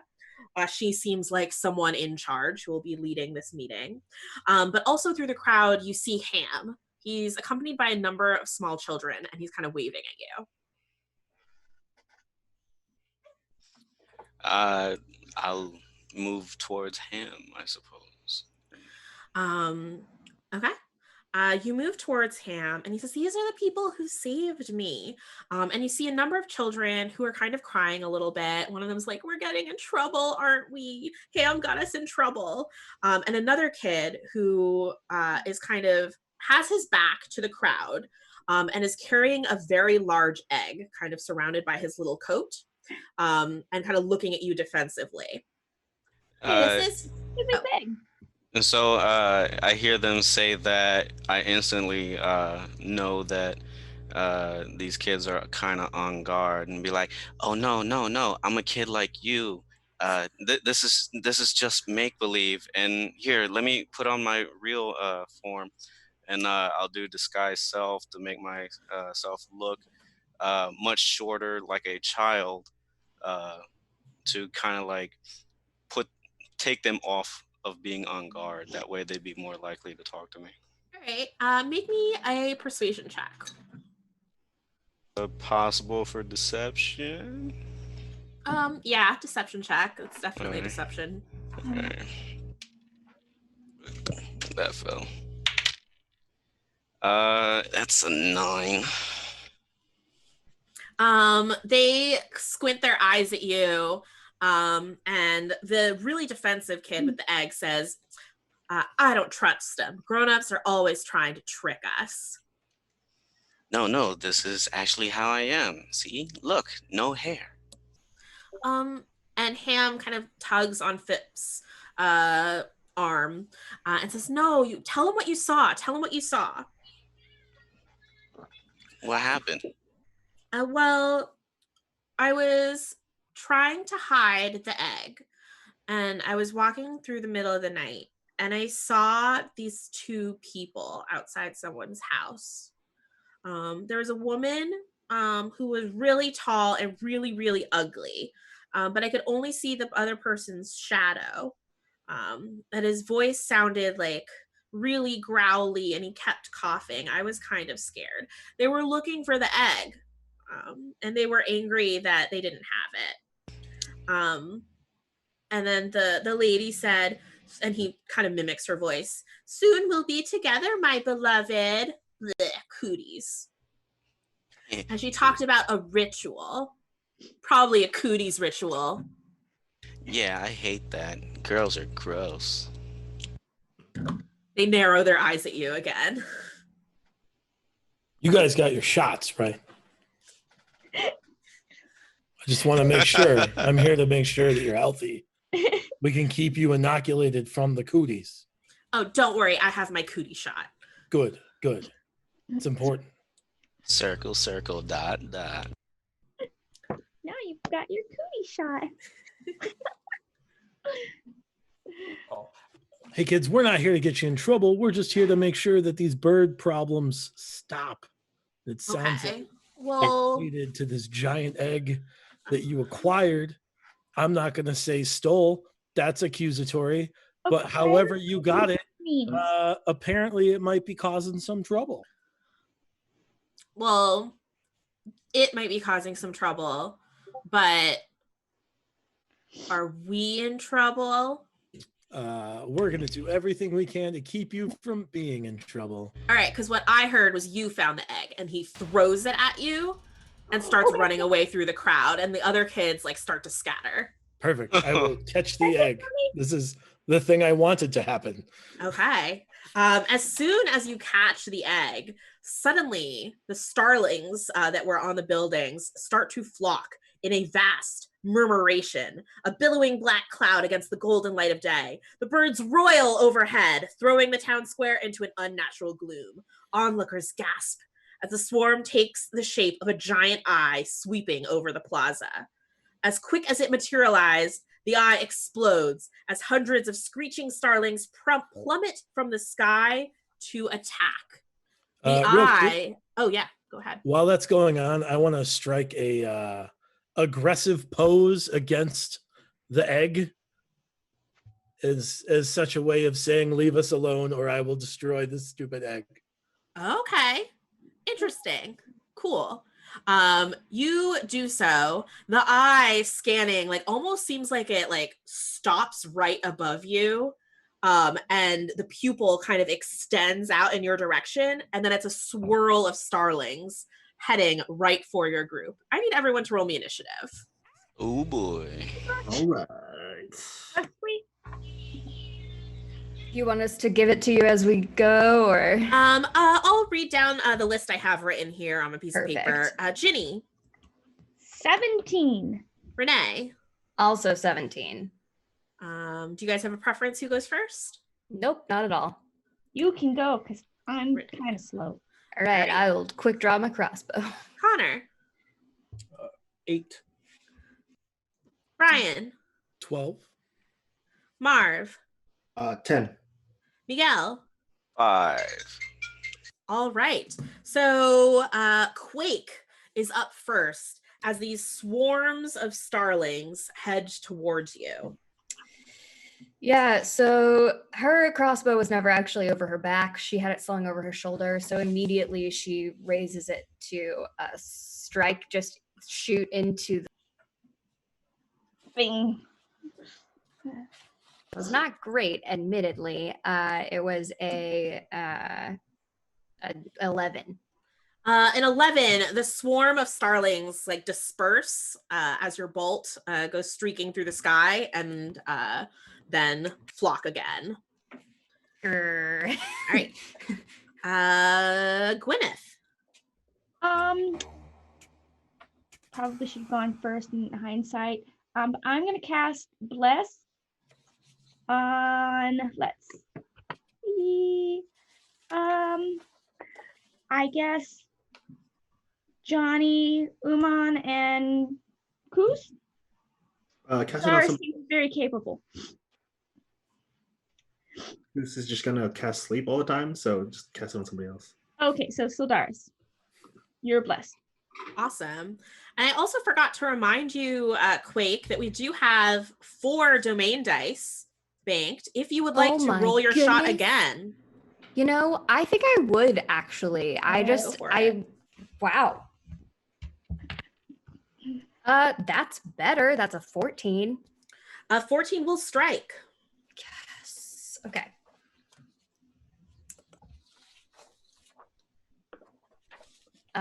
Sorry. Okay. And that is 10 damage. All right. A number of the starlings fall, but it seems to not deter the ones that are left. They seem almost like crazed. Next, it is the starlings' turn. And even though Quake attacked them, they see Johnny with that egg. And that seems like their singular focus. So they're going to spiral towards Johnny. But they are probably not going to strike with an 11. Yeah, that misses. Yeah. So the sky is just like black with birds. And as they dive past Johnny, there's a moment where you can see the sky again, and you see approaching you this horrible creature, a large, well, not large, medium bird with a stag's head, antlers, covered in blood and bird droppings, sharp teeth. On the ground, you see like the shadow of like a man, kind of spread eagle, but this is a Periton that is diving towards you. He is flanked by 3 bloodhawks. And the Periton screeches, the bloodhawks screech in return, and its eyes are on that egg that you are holding. So the Periton's going to dive. And try to gore you with its antlers with a 21. He deals 7 piercing damage plus an extra 9 piercing damage from diving at you, Johnny. And then with his talons, he's going to try to grab the egg from you. So let's make this an opposed athletics check. I rolled real bad. I have 17. Yeah, I got a 5. So his talons are just kind of scraping against this egg. The Bloodhawks, one of them is going to also attack Johnny. The other 2 are going to attack those near him. So with a 19, the Bloodhawk will bite you for 4 piercing damage. And then one of them is going to attack Uman with a 6. I'm going to guess that misses. Miss. And one of them is going to attack Sildaris, but it's another 6. We're not going to use that die anymore. Also misses. All right, so there are the starlings, many of whom have been injured, who are flying all around. There are 3 bloodhawks that are just kind of like right above the crowd, your little group clustered there. And this Periton has shown up. And in fact, the Periton, as it tries to grab this this egg from Johnny, it says, "Give this to me. I am king of the Peritons, and soon I will be king of you mortals. Obey my command." And he does kind of like a little haughty head thing. Next up is Johnny. It is your turn. I'd like to break the egg over the antlers. Okay. Why? Let's treat this like an attack, like you're hitting Sure. him with the egg. So is that like unarmed strike, or is that Yeah, just like... treat it like an unarmed strike. Okay. That is 22 to hit. Okay, yeah, that hits the Periton. Square on the antlers. And so you're hitting him with the egg. Mm-hmm. As you strike, you hear this cracking noise, and a crack kind of starts to form on the egg and then spread. And then a gooey mass falls onto the Periton's head, and it's a little curled up Periton that stretches its wings that have like some feathers on it, and it looks you right in the eyes. Well, shoot. I was not expecting it to be that far along in the Periton gestation process. I would like to use a bonus action to burn a key point for patient defense in hopes that I don't die this turn. We have a bunch of domain dice. Oh yeah, remember, we've got 5 domain dice. Y'all are awesome. We broke the 16K mark, everybody. Hey. So thank you everyone in chat for supporting. But let's continue on to Marv, Koos. Koos sees the 3 bloodhawks. The Periton's kind of big, So Koos is, as usual, going to go shh, and he's going to try to get as many of the Bloodhawks in sleep. And I rolled 28 health for the sleep. Okay. So so sleep will target those with the fewest hit points first. So actually it starts raining starlings and bloodhawks out of the sky. These folks do not have many hit points. So they just start dropping. Johnny, as you're like staring at this like baby Periton, and the eyes, like a little bloodhawk, just lands on your head and flops off to the side. Sildaris. Okay, this has been weird. All right, so the just to recap, the Periton is talking. The Periton is talking. His throat is his voice is very gruff that if I tried to do a voice, it would probably hurt my throat. And he's coughing. In fact, he's talking right now, and he's going, "You fool! The egg has hatched early. How dare you disobey me?" All right. Well, that's weird. So I'll walk up and say, "Oh, this is." I'll walk up, grab the baby. Okay, tuck the baby in my coat. Cast Pass Without Trace, and vamoose somewhere, anywhere where I can't be found in the chaos that's going on here. Throw the Periton off guard, and yeah. All right. A couple things you notice. The baby Periton, as you grab it and start to leave, is turning back towards Johnny, and kind of flapping its wings in Johnny's direction. Also, as you leave the larger Periton's space, in anger, he's going to flail his antlers at you. Will a 15 strike? Nope. All right, he just kind of flails at the air as you cast Pass Without Trace and kind of rush through the crowd. Okay. That was Connor. Uman. Seeing that one of these Bloodhawks took a swipe at me, and Johnny is right in front of this Periton, I wail my hands in a circular fashion. You see like grains of like sand form behind me, eyes glow kind of like of a bright orange yellow color, and I say, "Bend the legs and curve the back, snap the beak, crickety crack," and I cast Phantasmal Force on the Periton. Ooh. And the Periton has to make intelligence saving throw, DC 14. And to its body is basically contorting and cracking and breaking in every direction. Okay. Oh, interesting. It believes it is real and happening if it fails the save, and it can take a D6 every turn. Okay. It did fail its save.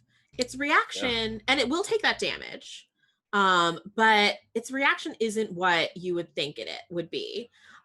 It's screeching in rage, and then suddenly it kind of tilts its head. You kind of see it moving its body around as if it's being jostled. And it says, wait, is the ritual complete? Is this the transformation? Has my love Maud completed the ritual despite these interlopers? Oh, wow. That's good. And it's psychic. It says, this pain, but this is necessary to complete the ritual, as like blood kind of trickles out of its stag ear. Quake. Okay. We're still inside? You're in the town square, so right outside, like the town hall building. Great. Cool. Yeah. So I think that at this point, Quake does not feel like the crossbow is going very well at all. And so Pat casts pyrotechnics in the sky to try and create like this smoky space where the birds are to like distract and kind of keep them out of the way of everything that's going on. Okay. Yeah. So you're able to create that. And we'll say any starling swarms that were still in the sky are kind of now like flying in all directions, bumping into each other. It really seems like just this one speaking Periton is left. Anything else? That's it. Yeah. All right, Jenny. And the speaking Periton is too far. How high up is he? He landed on the ground to attack Johnny. Excellent. I'm gonna charge over there then and hit him with my mace. Okay. Do the thing. Yeah. Let me roll the hit first though. Well, I'm gonna roll that again because that was a 4. Yeah, use one of the domain dice. Yeah. There we go. That's much better. That is a 19 for, sweet, 9 points of damage. And because I charged over there, bonus action, I'm going to kick him with my hooves too. Yeah. That is a 20 to hit for 4 more points of damage. All right. The Periton turns to you and starts to laugh, even as he's bruised and bloodied. And he says, "Ha, the transformation is taking place. I can feel it happening, my body changing, and soon I will be ruler of all mortals, just as the prophecy has foretold. Behold my power." Is he still able to attack, Miguel? What's that? Is he still able to attack on his turn? Dazzling Force doesn't affect his actions. I don't think it affects his actions, but he believes that he's transforming some sort. All right. So he says, "Behold, just a taste of my new power." And he swings his head at Gwyneth. With an 18 to hit. Yes. Will deal 7 piercing damage. Ow. And then with his talons, but you see he's like curled them up like a little fist, like he thinks he's punching. And with another 18, we'll deal 8, we'll call it bludgeoning damage because he's using his little birdie knuckles. Stop hitting me. All right. And he continues to cackle, and basically he spreads his wings and he's like, "Behold," like you should be seeing something different. Johnny. I am going to use a 2nd level cure wounds. Absolutely. So that I don't die. And then I will look at the Periton and say, "You idiot.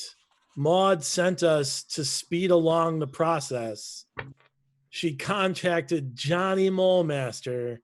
You have to fall unconscious to fully engage in the transformation. You have to, unfortunately, it's like a painful thing. You got to like kind of die a little bit, and then you come back stronger than ever." All right. So Peritons. No one's blessed anymore. Sorry. So Peritons are not particularly intelligent. So I'm going to let you make a deception roll.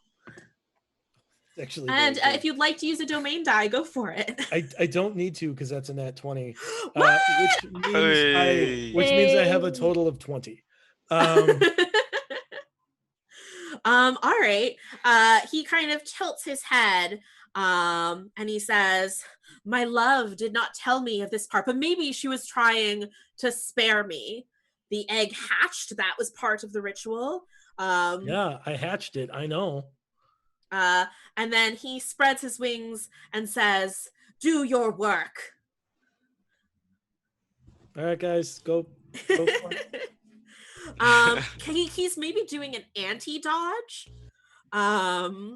Would his belief in his body contorting and changing affect his mobility or attacking at all?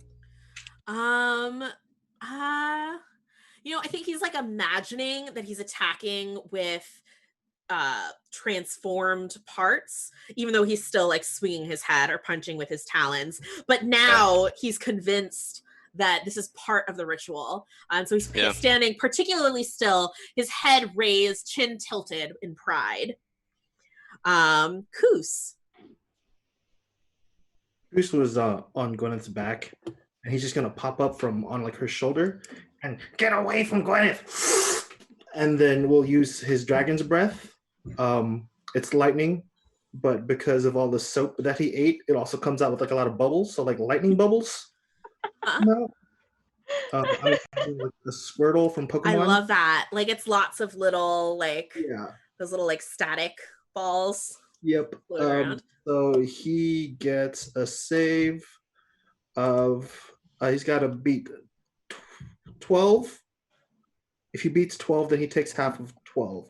If he fails, he takes a full 12. He did get a 13 on the die. Cool. So he takes half of 12, so 6 lightning bubbles. 6 lightning bubbles.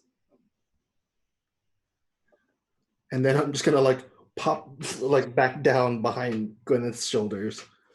What does it look like when your lightning bubble stream ends this periton? I just imagine like a bunch of the bubbles like popping and shocking, and all the feathers are just like popping off also. And so like when like all the steam and stuff dies down, it's just like a roasted periton ready to go. Yeah. And as the lightning is going off like all over his body, there's sparks of static going from feather to feather.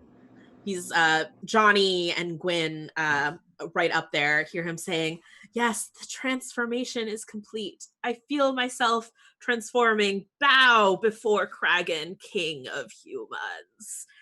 And then his head just kind of like his tongue lolls to the side. Those of you up close notice that it is a human tongue, and there are stitches where it's attached to his tongue joint. To his inside mouth.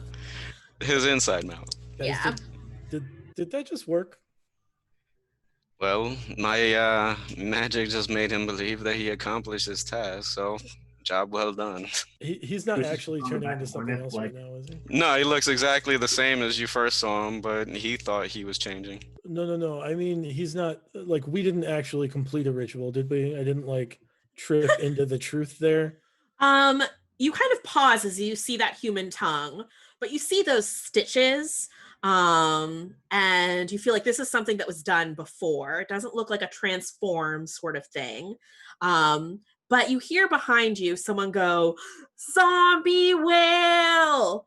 And we're going to say the town square was right by the beach. A giant floating whale carcass surrounded by seaweed starts to wash up on shore. Its mouth opens and a floating rowboat comes zooming out of the mouth. And Knew it. A hag with bluish skin and gray hair covered in bird droppings is rowing through the sky. How dare you! It took me forever to locate the periton that the prophecies foretold would become human, king of mortals. And it was a hag. It's also a zombie whale. I want to point out, you guys yelled at me about zombie whales. It's a zombie I see it. No, I see the zombie whale. You're so right. 100% right on the zombie whale. I don't like it. This is Koos's first time seeing a whale, so he's just like, whatever, that's how whales look like, I guess. Bryn shows up next to you with her pipe and she says, yeah, told you.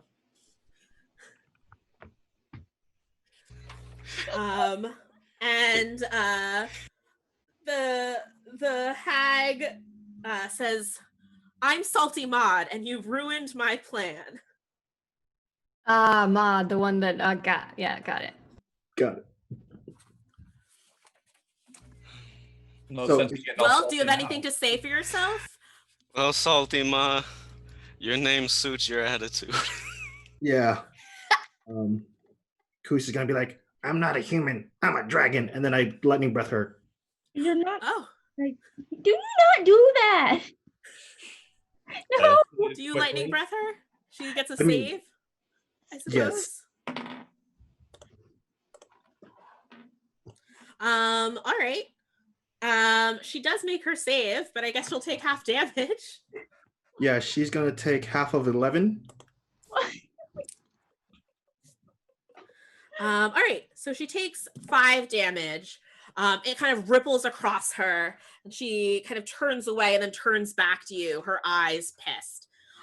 She walks towards the Periton's body, and she says, "Kragan, my love, it will take forever to trick some wizard into raising you from the dead, but we will complete our prophecy. We just need to find another Periton egg to move your bestial form over to, and then we can complete our ritual." And she kind of hugs the corpse of the Periton. And she says, "You're lucky. If you let me leave, then I will gift you one of 3 gifts: the means to take flight, the wisdom of navigation, or the ability to harness the wind." Coos, you can fly. I know. Kus wants to fly, and he'll like walk up to the hag and like hold out a pepper. "Sorry about breathing on you." She'll kind of take the pepper and like tuck it into her components pouch. And she hands you a large, like orange orb. It looks like a large fish's egg. And she kind of piles the Periton into her fishing boat, which flies into the mouth of the zombie whale. And the whale kind of submerges in the water and goes away. Kus eats this egg, and suddenly your body is racked with pain as you start to sprout feathers everywhere. She seems to have tricked you. The means of flight, she has tricked you into being covered in feathers. Kus deserves this. That's embarrassing. Kus deserves this in every way. You can't fly, but now you look like a chicken. He's going full, like he's trying real hard right now. And he's just going for it, like 110% effort, right? Maximum effort right now. Just well, it stirs up quite a breeze. Is he huckable? I think he's probably huckable. He's a little kobold. Yep. Sure. I mean, I'll toss him, I guess. I don't know. All right, cool. Feel good.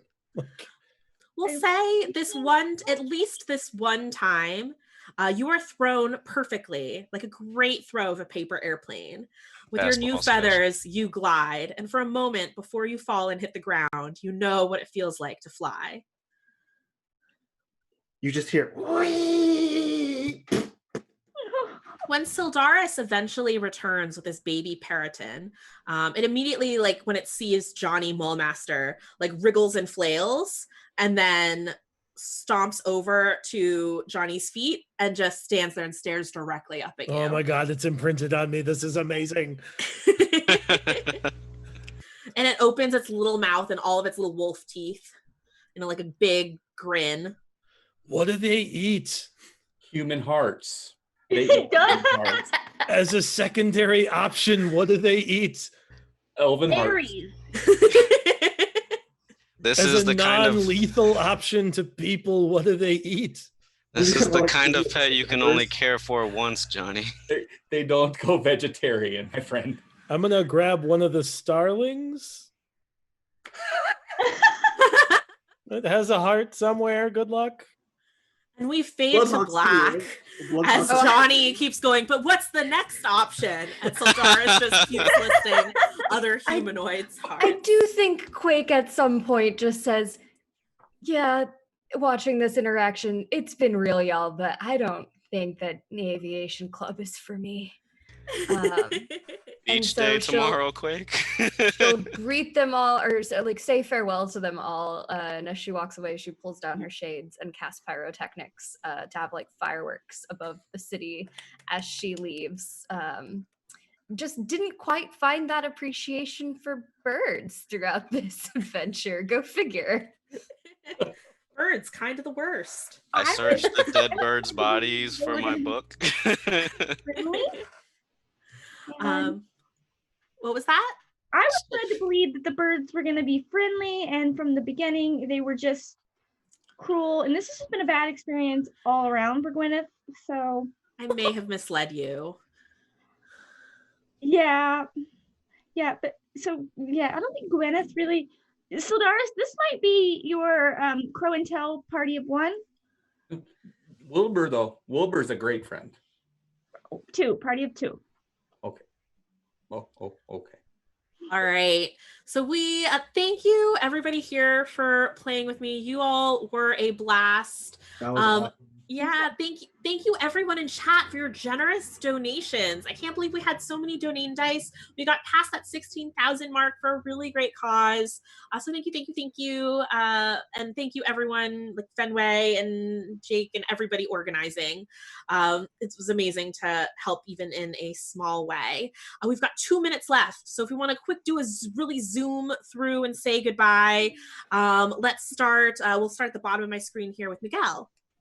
Hi, Miguel Diaz with Jasper's Game Day. If you want to look me up on Twitter, it's MigDia3, MIGDIA number 3. Thank you All for right. donating. Great cause. Thank you. Renee. Hey y'all, I'm Renee Rhodes. You can find me online at RayDeanR or on my website at raydean.com. I do a lot of writing and I'm around doing other content like podcasts and streams, but this is the first stream that I've gotten to play since quarantine started. So thank you so much for having me. It was an absolute delight. Lisa, you were a great DM, so thank you. You can also find me in my podcast, Fate and the Fable Maidens, which is a family-friendly D&D show, and around other places like working with LFM as a new community manager. Awesome. Marv. Thanks again, everybody. That was an awesome game. Thanks, Lisa. Thanks, Fen. Thanks, Jake, for everything. I'm not really on the internet as much, but I do a lot of stuff for the Bay Area Gamer Guild here in the Bay Area. So I DM a lot of Adventure League stuff if you guys ever want to get a game in. Awesome. Connor. I encourage you to follow me on Twitter. I post cool things that are going on at John Connor Self. I've put it in chat. Mayday's 10-day is starting later on this week. We'd love it if you join us for some great games. We're raising money for causes including Jasper's Game Day, as well as area food banks and homeless shelters. And we would love to have your face. Yay, Ginny. Ginny Loveday. You can find me online under my name. It's at Ginny Loveday, GINNYLOVEDAY.